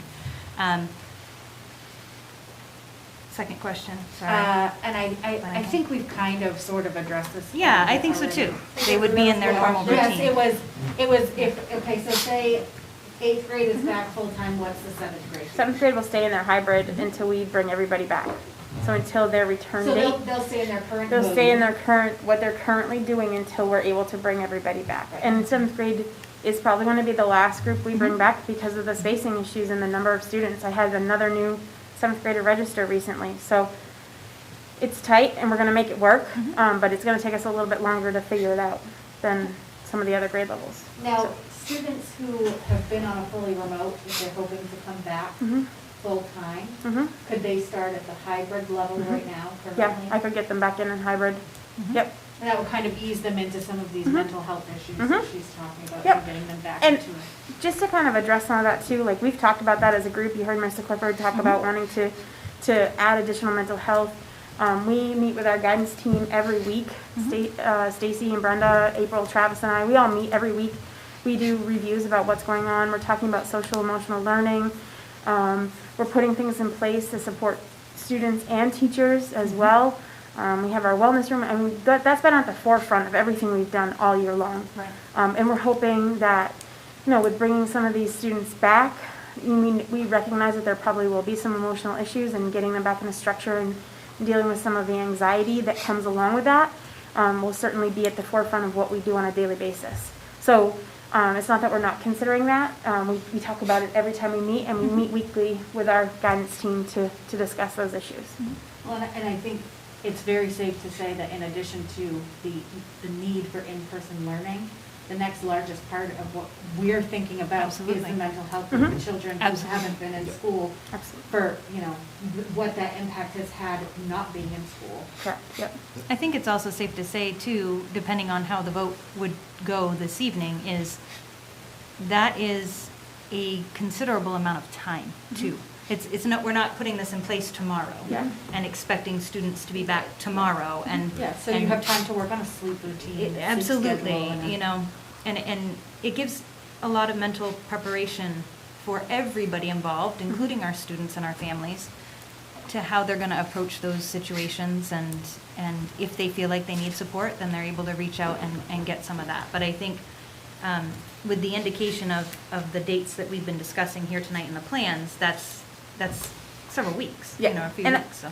And I would encourage families to reach out. I mean, Absolutely. we have great supports in place, and we have some resources that we can guide parents to, and we've been doing that all year long. Even our fully remote students who have needed support have been able to reach out virtually to our counselors. So if that's a consideration or something that you're concerned about as a parent or guardian, don't hesitate to reach out to us. That's what we're here for. Or even, I have a child who has anxiety, and before the school year started this year, he had a nice Zoom conversation with Miss Gabinelli, and he Yeah. felt so much better after Right. that. So like, Right. sometimes even just seeing that person's face Absolutely. and getting to ask them the questions that the child is really feeling, and them knowing that they can be heard to ask those questions. can Yeah. make a big difference. And we do, I mean, all of us do that with students too. We meet with them, and we're willing to do that with families too. If they have questions about what it's going to look like when they come back, to ease any anxieties, I'm happy to do that at any time. And I know the other administrators are on the same page with that, so. Thank you. Was that all of that, and then one question? That was, yeah, the rest of it was the mental health Yeah, aspect. thank you. Also pertaining to this survey, the climate survey has been, you two have been working on that for a very long time, and the COVID questions for the teachers are in there. It's just that survey had to get a different approval process, and that process took a while. We really kind of wanted, we didn't think that the process would be this long, quite frankly, but it is, and this is where we're at, and it's about to go out, and we do care about their voices, but we also sought their voices in several different ways, and yes, part of that is, there is a survey, and it's on its way. Yeah. It's just the time. Yeah, and it's more encompassing than That's the right. one Yeah. that was 3 or 4 Yeah. questions that was sent to parents. But those COVID questions are coming in this. We will So see. that was all for that one question. Okay, thank you. The next one is from Marlena Ford. It sounds like you're relying a lot on the information that was gleaned from the survey sent out. I have to say that the results are likely very skewed. The wording of the survey was not done in such a way to get the information you were really looking for. For example, there was no way for parents to state that they would prefer the school stay in hybrid format. The survey was stated in a way that sounded like the school would be going 5 days, and how would you want your student to attend them? Many parents have shared with me they were confused at how to answer the question because they preferred to stay hybrid, but that if the school was back 100%, they would not want their student there. In that case, being hybrid for their student wouldn't make sense because the numbers in class would still be higher. I think the wording saying when it is safe was also tricky for parents because some people do not feel like right now is a safe time. So the answer would not be the same. I think in the future, any surveys need to be much more carefully worded to ensure they are explicit and the answers reflect what people truly prefer. Good Thank input. you. Thank you. It is very good. I have a question, but it was from a bit ago. I think it's in reference to the 3 feet restrictions from Dan Morse. What's his first name that starts with D? Dan Yes, Morse? Yes, thank you. Yep. The question just says, are we talking federal CDC as well as state CDC? That's all it says. So I'm assuming that came right around the time we were talking about the socially distanced portion. So I think They he's mirror each asking- other right now. Yeah, so Thank now you. all federal and state are now 3 feet, correct? Right, right. And then I Today. have Yeah. As of today. one more for now, which is from Gwen Clark. Some of the children are at risk and cannot have the vaccine. I think that considering the kids' mental and social crisis, lack of being able to learn in these situations for almost 2 years, 2 school years, has anyone lifted a backpack? I cannot. My granddaughter's is too heavy. So now there are back issues with kids. Schools and states all around us are opening or have been open, and our children are all falling behind on all levels. We need to have the kids back in person learning. It is at the point we are looking at moving so my granddaughter can attend in-person learning, and yes, she is high risk. Thank you. And that is all that I have for now. Okay. We have more presentations? No? Okay, I didn't know if we had that. So one of the things that we do need to consider is the MOU and the understanding of the need of a professional development day and the 10 calendar days. And what about the school busing? Is that all figured? Transportation, in their plans? we did talk about that, and I would invite any of the administrators to follow up on it, but with I'm regard... just wondering if it's included in their plans already, so. Well, it's a discussion. With regard to the high school, and Mr. Clifford, correct me if I miss anything here, in looking at the number of students who would require transportation at the high school level, it was minimal, and we're not looking at it being an impact at the high school level. So when you're looking at phasing it in, that's where you look at that data and determine what type of an impact is that going to be. And you heard the principals talk about if parents can drop children off, that would be helpful. So it's not fully known yet, but I think over the next couple of weeks, those numbers can be worked out. And again, depending upon what plan is approved tonight, let's just say, for example, we work out the MOU and the notice piece. You start back with 8th grade and 4th grade the week before vacation. Now, that'll be a good trial run. How many of those students are going to need the transportation, and what's that going to do to our transportation system? Is it going to require additional runs, a second run? We looked at the worst-case scenario. Are we going to have 3 different bus runs where kids get to school 8:30, get home 4:30? We certainly hope that's not going to be the case. But it is a consideration. We're on top of it. The good news is we're looking at our 2 drivers who are on who are on leave, should be back and ready to go by the time we bring students back. Yes, and the 2 of the buses went back to a regular schedule this week or next week? Yep, one driver who was temporarily out is back this week, so we'll knock on that. Okay. So the professional development day, I know we heard from April, and we know that Dan could definitely use that the Friday before vacation because he would be going back with his full school. But Erica, do you have any input on that? Yeah, I think honestly, I could probably go either way with the middle school. I talked to the 8th grade today. Really, it's 8th grade that would be mostly impacted because the teachers could use the Friday before vacation for the other grade levels to prepare and get some furniture back in their room over vacation, and then have Friday afternoon PLC time to, as we phase in, to do that, to do the more of the planning and setting up their classrooms as well. So I think that we can stagger it so it's not such a huge impact on maintenance. The grade level that would be mostly impacted if we did a district non-student day would be 8th grade, and so I talked to them about that today, and they were amenable to having their non-student day be after they get students back. If that was the case, if that's the way that we decide to go with that, if we did a district day.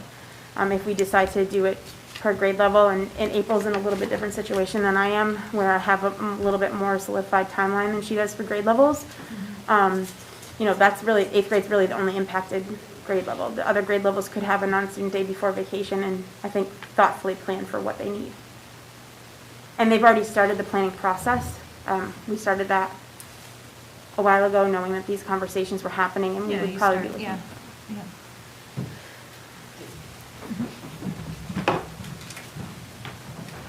I just want to mention, I did not have that same conversation with grade 4. I think that's important to note. I don't want to make an assumption. I did not have that conversation with grade 4. So, not to have, you can answer from back there, you don't have to come back up. But if you were going to phase in, so what you're saying is, could still be that Friday before vacation, and all grade levels would be comfortable with that because it would give them a chance to have that day for planning? Yeah, I think Even that would work. I mean, you know, so take seventh grade, for example, who's gonna be the last grade level to be Right. phased in. I still think that they could use that day to plan and be prepared for when they phase in, because the subsequent weeks during the PLC time on Friday afternoon, I would give them some of that time to plan as well. So I think that would be fine. I haven't had that conversation with every grade level. I did have it today with 8th grade. Yeah. Because I knew that was the grade it would impact the most. Because they could potentially get students before we were able to put that non-student day in place. So I'm just wondering about, like, furniture placement. If they're not 100% sure who's coming in, I'm just curious if it would make a difference, you know, by grade level, like April, if it would make more sense to have, I know it's difficult, and we talked about this with families, we talked about this in our MOU meeting too, is the consistency to that professional development day, because it does lend itself to needing that older sibling or somebody to, but it is kind of crucial piece to moving this ball forward. And so instead of making that a barrier, we may just have to accept that it needs to be fluid, possibly, with that professional day. Make a professional day for the entire district. But that's what we're saying, it's not going to work for everybody necessarily, because Yeah. it wouldn't be as beneficial for the grades that aren't coming back until 2 and 3 weeks later. Yeah, I'm just wondering if they just need a professional day anyway, you know, even if it's not just for this. Well, no, this was in the MOU agreement. Yeah, yeah. This is part of us strategically planning that start date. Go ahead. I shared that because I feel Yeah. it's my job to advocate for what I think my teachers need, and that's Right. why I brought up that second opinion. Right. Just regard to that, just because I'm a little bit of a different situation than Mr. Clifford and Ms. Gavinelli. So I thought it was important to bring that up. I'm just thinking, sorry. Oh, sorry. It's okay. I have a clarification question from a parent. Okay. Amy Atherton is asking for clarification on the CDC guidelines in regards to general areas. Is it 6-foot spacing in the hallways and the cafeteria for general areas, or it's just 6 feet when they're eating, correct? When they're Yeah, masks. the- When they're the- masks the are on. minimum, the spacing needs to be 3 feet at all times, with the exception of, right now, with the exception of when students are eating lunch, because they're unmasked, they need to be 6 feet. Yeah. But the other thing I would ask, you didn't ask this, but the capacity limits Right. are also pertaining to schools, you know, the ones that just changed to 50%, I think on March 26th, and will change to 75% on May 24th, thank you. Those are pertaining to the general areas in the schools, so long as you can maintain that 3-foot spacing. Okay, thank you. Thank you for that clarification. That might be what Yep. she heard. Yep. And they do make concessions for the occasional, they understand a teacher's gonna walk between desks. Yes. Occasionally, It's, think it's, about close contact. Yeah. I was gonna say, And they're that's not talking close about contact. passing. Right. right, Passing time is fine. right, Right. because it's a limited time. Yes. Right. correct.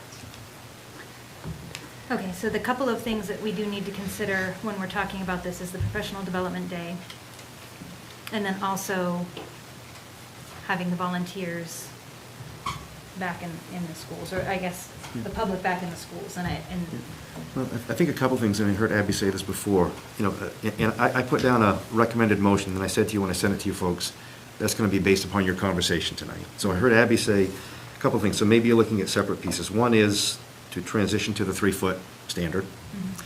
The second one is whether you adopt the plans or not, and that's probably the biggest challenge, because you get some different dates in there. But also the volunteer or substitute piece.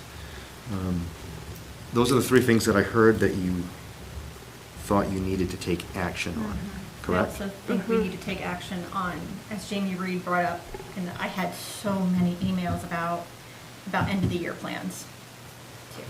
We need to talk about that, and we need to discuss as a board some things about our graduations and proms and stuff like that. I think it would be appropriate to get this one step in place and put that on the April Good idea. board meeting Yes. that way, Generally, because that's prom only, is May. I'm sorry? Generally, prom is in May. Yes. Yeah. Okay. Yep. It'd be good if it was the end of May this year. And the other piece that goes along with that is, on the DOE website, I didn't look at it today, but the last time I Guidelines looked, of- there was a link that's not a hot link yet, which is talking about coming soon, specific guidelines for your end-of-year activities. Oh, way So to tease you on that, I right? can tell you, our But principals it's not are- up yet. But our principals are already thinking about it. I mean, they're already discussing it. And again, this is taking a little bit of a priority piece. But when those come, that's certainly going to be informative to how they can make it happen. And as you've heard them say, they all want kids back. Right. We all want to see the end-of-year opportunities be more like normal. So, I think Mrs. Bowles had a question or a comment she wanted to. Absolutely. So I just think it's important to talk about HCTC if you're going to vote about a district-wide professional development day. Because we had a staff meeting today, and we've been 5 days a week for a while now. And for my staff, they had plenty of notice that we were going to 5 days a week. We did a phased-in approach, but they didn't have a PD day. They did things after school. They used the generous hours you were given. And so today, what they talked about is they have absolutely no problem with teachers having a day to plan. Their spaces are completely different than our spaces. We have lab spaces. It's just very different. So they get it. They do not want a PD day. They need every single day they can get with students for certification exams. We only have like 45 days with some of our high schools with seniors left, and we need every single one of them. And if we take away one day now, you have to remember that for our school, we have all the high schools. So we would now be changing our calendar for these other high schools. And for Bucksport High School, who is still 100% hybrid, we'd be taking one of their days away, and they are already only attend 2 days a week. Okay, that's great to know. So I just want to make a point. We have no problem with K-12 having a PD day. We're fully in support of that. But for my staff, we would really rather not have a day off. Not a district-wide. Not, You don't hear that after No, they need their students, and I know that that's complicated for Ellsworth High School kids. And we could work on busing for them, like we have these 3 days, but we desperately need every day with especially the seniors to get them ready for their cert exams. They've already lost clinical hours and too much time. That's interesting. We can't give up another day. Okay. Thank So it would you. appear that it would be more likely and more beneficial if this went by grade and section. So would that sound like 8th grade, 4th grade, and the high school? And then, is that, Or we say in those grades as presented? I'm looking at April because I'm trying to figure out how logistically Well, that's 'cause going to happen. I think from what, and April's going to, but what I'm hearing is, if you're looking at the high school, and, Mr. Clifford's presentation is bringing the students back the Monday after break. So certainly, that non-student day would make sense to be the Friday prior to break. right. Ms. Gabrielli talked about the 8th grade, and again, this would be a conversation we'd end up having to have with the MOU group. Right. That they would be amenable to having their day, even though they might start with kids on the 12th, the week before break, having their non-student day that Friday. That So, Friday. but I was also very clear that Mrs. Clifford has not had that specific conversation with her. I did not have that conversation with fourth grade. fourth grade, okay. Because they were wanting to come back the week before break. The other thing, I don't know if it could be something general, if you're considering what I had talked about, be something as general as, the Friday before students return for 5 days a week. Yeah. Something Yep. like that. I For don't that know if that's what grade. you were looking for, For if that you're grade. going to consider that option. Okay, Yeah. that's a great Thank you, compromise. April. Thank you, April. I have another question. Oops, sorry, Beth. Will this, are we trading this professional day with another professional day, or are we tacking on a day to the end of the school year? I don't think we have to tack on a day, do we? Right now, my understanding is there is still the waiver of the instructional days. Okay. So, Kelly, we have not had a conversation about tacking a day on to the end of the year. I think the focus now is finding a way to make sure that students and staff are fully prepared for kids coming back. I can verify that piece on the waiver. That's how I understand it too. That's how I understand it. Yeah, Helen. okay, great. That's a good question. I just forwarded you all another email from Annie in which she has included a link to the CDC's website.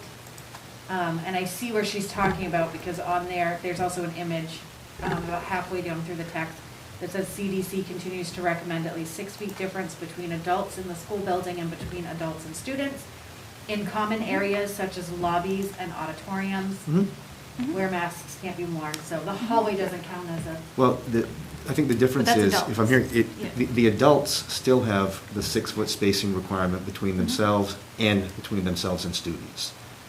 That's not going to change. Right, I'm just No. looking at the way that, I could see how this could be confusing, Mhm. because on the CDC's website, it has it as separate bullets. It's not like between adults and students, comma, in common areas, it's like, bullet is Thank between you. adults and the building and students. And then the next bullet is in common areas such as school lobbies. Yep. Oh, and it was Amy Atherton, I'm sorry, Amy. It was Amy, not Annie. Yep, I completely understand. I Yeah. think we've all reviewed the CDC guidelines. I think we're going to go back to what we were saying before, is the guidelines for return to school for the state of Maine was 3-foot minimum, 6-foot maximum. When we adopted our hybrid plan, we were at a 6-foot. Right. We And are now we've able kind to of- go to a 3-foot. It is within the guidelines, and that's what is being proposed. Right. Okay? And we're still keeping. For For students, students. Yeah. adults still have to maintain, you heard one of the principals, maybe 2 of them say, in their classrooms in traffic flow, they still have to be able to maintain that 6-foot distance. They've got us. And for once staff they're- and students. Once they are fully vaccinated, are they able to be within that? Nope. No, that doesn't It's change. still- That it still hasn't stays changed that yet. way. That hasn't Okay. changed yet. Yet, and we don't Okay. know. This is all, like the vaccinations where that's rolling out, we have no idea. Yeah, that might change. I think Right. that's important for the community to That could be understand different too. tomorrow. It's very These fluid. conversations in the committee meetings have been that this changes sometimes hourly, daily. We're going with what the current guidelines are, and that's been our recommendation. Yeah. Okay? Oh, hold on, I have one more. Jasmine Ireland, will elective and special classes be given in any additional assistance, guidance, or considerations? For example, dance classes still require 6 feet of social distance, vocal and instrument students must be 10 feet apart. I'm unsure of the requirements for PE, but it seems like we have some curriculum that will have unique needs that may look different than more traditional lecture courses. And I that's would it. imagine that's been considered. Dan, I don't know if you want to. Those things will definitely have Yeah, different so situations. they're the same guidelines that were in the fall. And so that's why, like band, for instance, they were out on the football field. We have a big tent out on the football field. Mr. Calandro and I sectioned off at, I think it was 14 feet at the time. So we'll handle it the same way we did in the fall. And you were saying that most of PE is going to be outside Yeah. very soon. Mhm. Very soon. Which helps, yeah. Can I just ask a quick question about theater real quickly? I saw they're finally coming back to the stage, and that's so exciting. So are they going to have a production that we can see indoors? Are they going to have it outdoors? Is it going to be Zoom? Do we know anything about that yet? We're not sure right now. I've had some conversations with Jasmine because, one of the things we're looking at a problem is renting a big tent and putting it on the junior parking lot. And that could be possibly used for NHS inductions. It could be used for performances. It could be used for the HCTC awards. That will be up for probably a week and a half or 2 weeks. So there could be an activity under that tent every single night. So, Yeah. we're looking Utilize at it while it's there, right? different possibilities. And I actually really, really suggest that we go for 2 tents. Because if we do 2 tents, we can split that prom. We could double our numbers for people who are allowed to go. Oh, seriously? And you don't always know for sure if that one tent is going to make it in time. You order 2 tents from 2 different companies, and then you're like almost guaranteed one of them's going to show up in time. Yeah. You don't know when a Suez Canal situation's going to get your stuff slowed down there. I think But- the availability is there. We Yeah. usually use Wallace for, yeah. Jen, before you can you say, we're at 5 minutes of 8. Yep, Board consensus to continue after 8? yes, Okay. yes. Thank you. hopefully not long after. Yeah. No. I think we just need to think we're nail good. down some of these pieces. Do you have any other comments? No, just, I don't know if Ms. Gabinelli or Ms. Clifford have anything to add in regards to specials. I think they're on a trimester by trimester basis right now anyway, aren't they? Yep. And those specials are probably following that same guideline that was set in the fall anyway. That hasn't changed, it appears. Perfect. I don't have any more right now. Okay. So what we need to do is, I think, work on a motion that would include that the PD days to be used the Friday before a grade returns. Yeah. And then that would include the Friday before, and we can talk that out. We'll need to have another meeting with the EEA, correct? To discuss Yeah. if 8th grade It's- and 4th grade agreed, and it was in the plans that they agreed that that's gonna be okay. Yes. Is that okay? So that would be in addition to, Wait, oh, go. I mean, I'm confident that my 8th grade teachers want their day to be Yes. the Friday before break. So if that is agreeable, are you saying, I just want to Well, clarify. The Friday before break, yes. Okay, For the PD day. yes. We just need the 10 calendar days, Mhm. the 10 school days, excuse me. I want to make sure that we are under the agreement that that would be prior to what we had agreed in the MOU. Sure. So that conversation needs to be had. Yeah, no, I would agree. I think the question would be, in a conversation would be, if we have a group of teachers who are willing to They're say, willing. we've had that, Right. is that something we would collaborate on and agree to? Yep.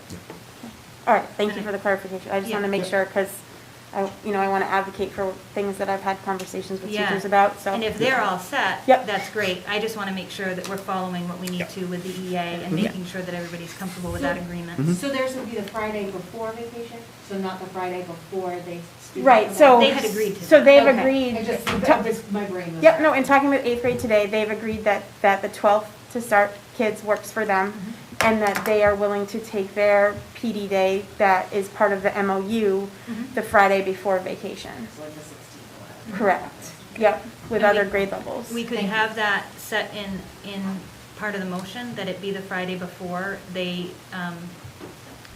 are going to return, with the exception of 8th grade and the high school, and then that gives April a chance to go back and talk to her 4th grade, and if they would like to fall in line with the same thing, and take that Friday kind of after. If not, then maybe we're able to do it the Friday before. So I think that works out smoothly for everybody, and then it gives every grade that Friday before they return to having students at 3 feet. Does that make sense? I don't know who's going to make that motion and put that in there, but. I'm making some notes, whichever one you make. I say make a motion for what Jen just said.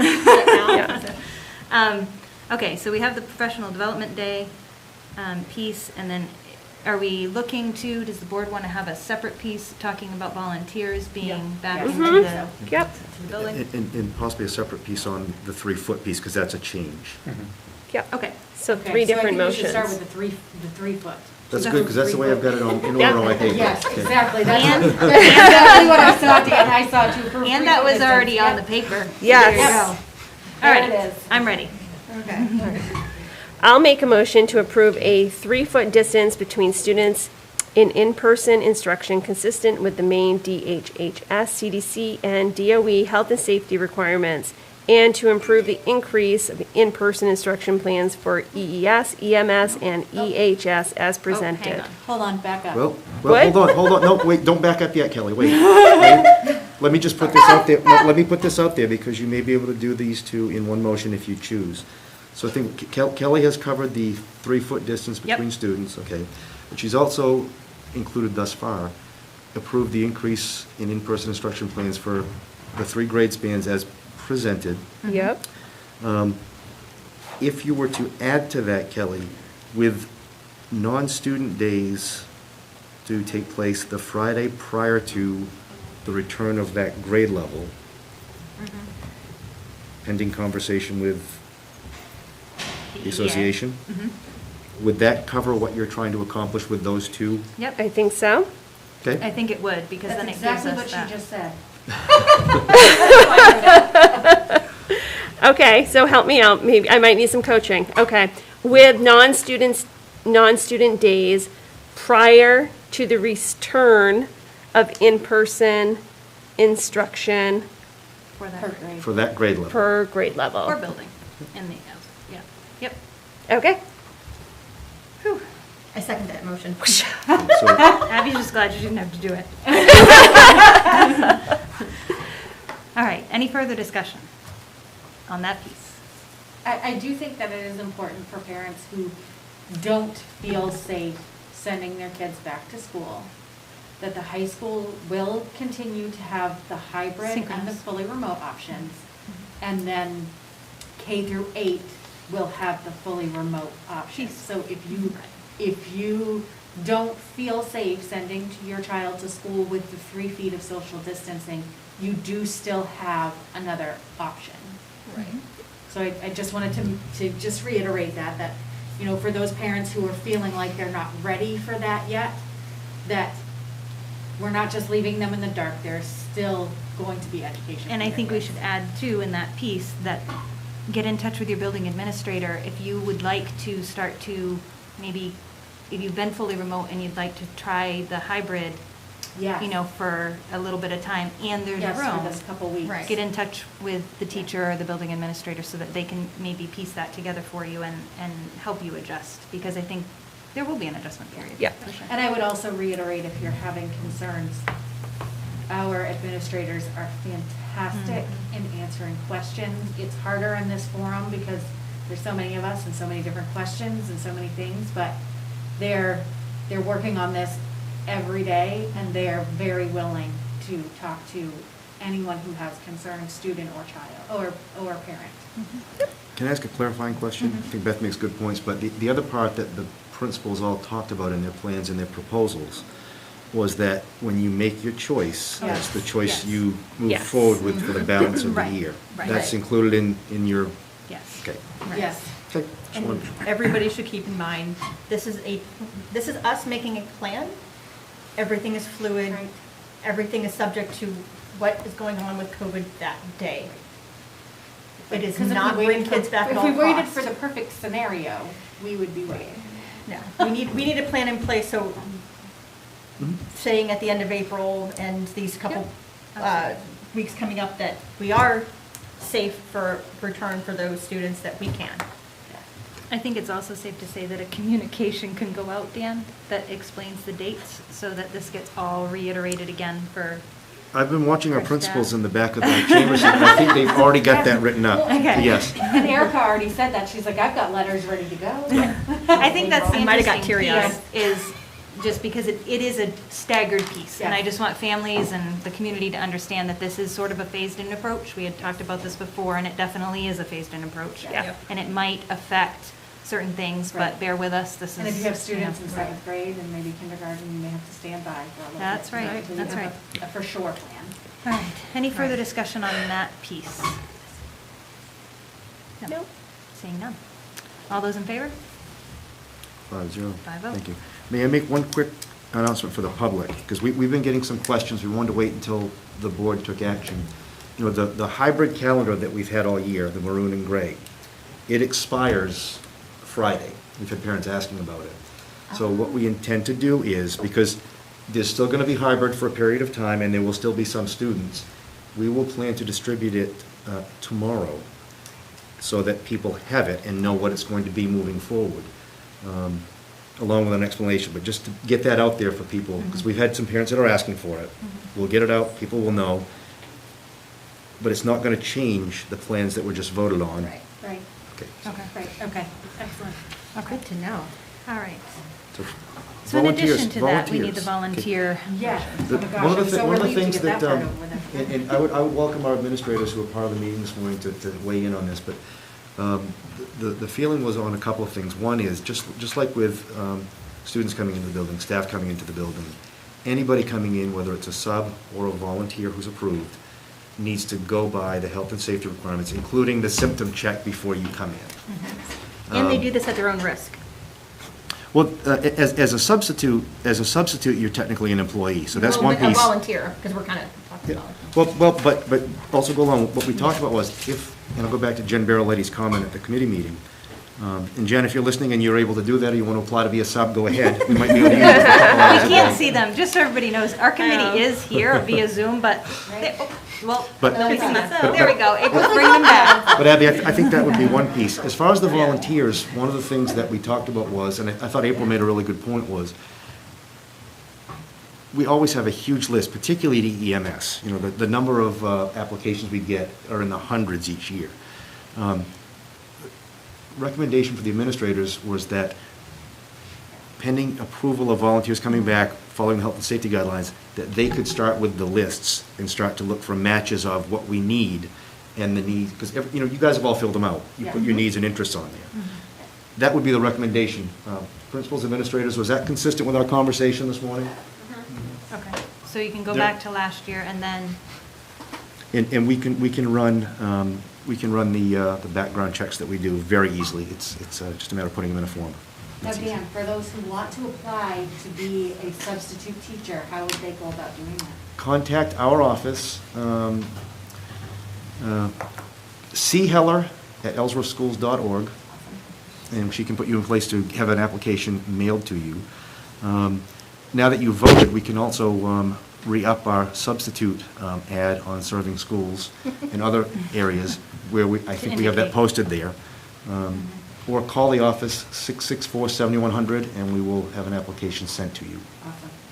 And fingerprinting is required for all substitutes? Substitute, yes. For the volunteer piece, we do through the state of Maine, another background check, which is usually back within 24 to 48 hours. Let's just talk real quickly about board members.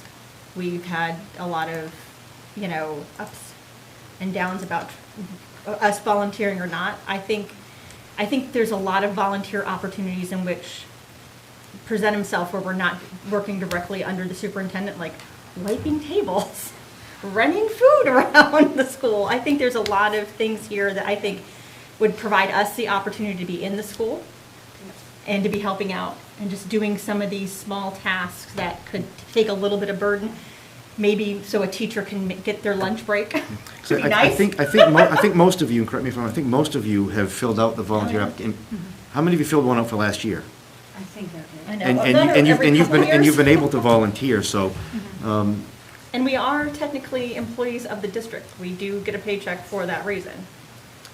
So it's kind of a, not for that reason, but yes. well, Yeah. but as It's as a volunteer, you're not prohibited from serving as a volunteer, Right. so long as, Right. so long as there's not a supervisory piece. Right. So- right, but I think but the thing is, there's a lot of little pieces that are not supervisory Right. that we could lend a hand in, Yes. But- you but- know? I but would it- say all of you that have extra time, Yeah. Because we have so much. But I think that's, put your name on the volunteer list. but I think that's the piece, the principals all have these, and again, I don't know how many Dan has at the high school. Typically, we have far fewer volunteers at the high school. Yeah, I can imagine. But K through 8, we've got tons of great volunteers. You guys are on the list, so the principals, in their free time, will start looking at what the needs are. In and- their free time. Sorry. Okay, so that motion that needs to be made was that we were not allowing the public in the school. How? Well, if- So to be opening the school back up to volunteers? To To volunteers. approved volunteers, Approved volunteers. as That's a good identified way by to put it. administrators. Right. And And I I would would say assume and that it volun- would be on the days that they were invited and times that they were invited to be there. Like if I'm a volunteer. I'm going to look at the just- principals. Is that what you're thinking? That I couldn't just. What Beth just said? That I wouldn't be a volunteer, that I could just show up anytime, any day that I want to. You're gonna need to reach out and Right, they and would make know that I was coming. communication. But I think school board members need to be allowed in the buildings at this point. Yeah, which I think what Dan We're was saying is that we're You're volunteers. volunteers. Right. That we can definitely go in I can that agree with that. aspect of things. and- Can I just ask a clarifying question? You sure can. Does that go for volunteer coaches as well? Yes. I can, and this is where it's easier because sports being outside, we did Yeah. have volunteer coaches outside last Yes. fall, Yes. outside this spring. See no reason for that to change. Okay. But they may indeed need to volunteer coach indoors, though. Right. Yeah. at And times, that we is need to since make they sure that's approved. still And that goes back to allowed. the Right. approved volunteer piece. Okay. Had that conversation with Travis Wood actually earlier today. Okay, so all volunteers, and that includes coaches? Thank you. Is there anybody we're leaving out? I don't think so. I don't think so. I don't think so. Okay. So would we, okay. So I would make a motion that I'll start allowing volunteers back into the school that are approved by the administrators and are welcomed into the school at designated times and days as approved by the administrators. How about as approved and scheduled by building administrators? Perfect. Is that what you were saying, Beth? It's Okay. exactly what I was saying. I was like working it out loud. I'm sorry if I stepped in the middle of that. I could almost hear that coming out. Right? Okay, yeah. It was in there, it's just stuck. All right, thank you, Beth. Can I ask a real quick question about? You a can volunteer after position? it's been seconded, and then we can have discussion. I'll second that. Okay. Now you Okay, can, go ahead. Abby. Do we have enough people doing the car loop and stuff like that in the morning? Do we need volunteers for that? It's another outdoor one, so I'm trying to think of like, do you need people for that to maybe free up staff to do other things? Because being outdoors, it might be something people are comfortable with. Yeah. You know? I think I know, I think- can't hear from the back. I think potentially there is, as we bring more students back, there's a number. I'll say the car loop has been fairly manageable this year without everybody coming at once. Right. It hasn't been what we've seen in the past, so. But that's going to possibly be. Yes, Right. so with everybody coming back, that may change, and especially where we're putting a plea out to parents to, hey, can you please drop your students off and pick them up? Certainly that may change, so there may be some need for that. And we may need additional, riders, bus riders with other kids. Good to know. So that would free up some of those people that are doing those duties right now to be able to be those riders. So potentially, yes. Okay, good to know. So I wonder that if it could would be- be helpful if, after this, maybe the administrators could put together a list of where they would be needing those volunteers, and it could be posted somewhere so that parents can see that maybe on the Facebook page, or the PTF could share it, so that that just gets out there. And Is maybe there- save you the time of going through some of those. Right. Searching for to see what matches up with someone. Someone may say, hey, I did mine last year. And you can find it and say, yeah, you can Okay. volunteer. All right, thank you. Because you guys have so much free time. I know. That's right, Beth. Somebody else. Okay. Any further discussion on the volunteer piece? All right, all those in favor? Excellent, thank you. That concludes all of the items under new business. And thank you, everybody. Like I mentioned, our administrators, everyone has put an awful lot of hard work into this. And I did mention too, our committee is present. The public can't see them, but they are on via Zoom. I keep looking at the screen. Yeah, I know, but they are here, and anybody who couldn't attend in person is listening in, and they put a lot of thought, and it was a good collaborative effort. I just turned my computer off. I can turn it back on, but I wonder if it would be worth mentioning the people who've served on that, just publicly. If you don't have it right there, I do. I'll No. log right back on. I can think of some. Do I? Eek. No, I'll miss somebody. Can we just say thank you to all the committee members? It was a long one. It was. I wrote down who was going to be in person. That's all I had today, so I'm afraid I'll miss somebody. Hold tight.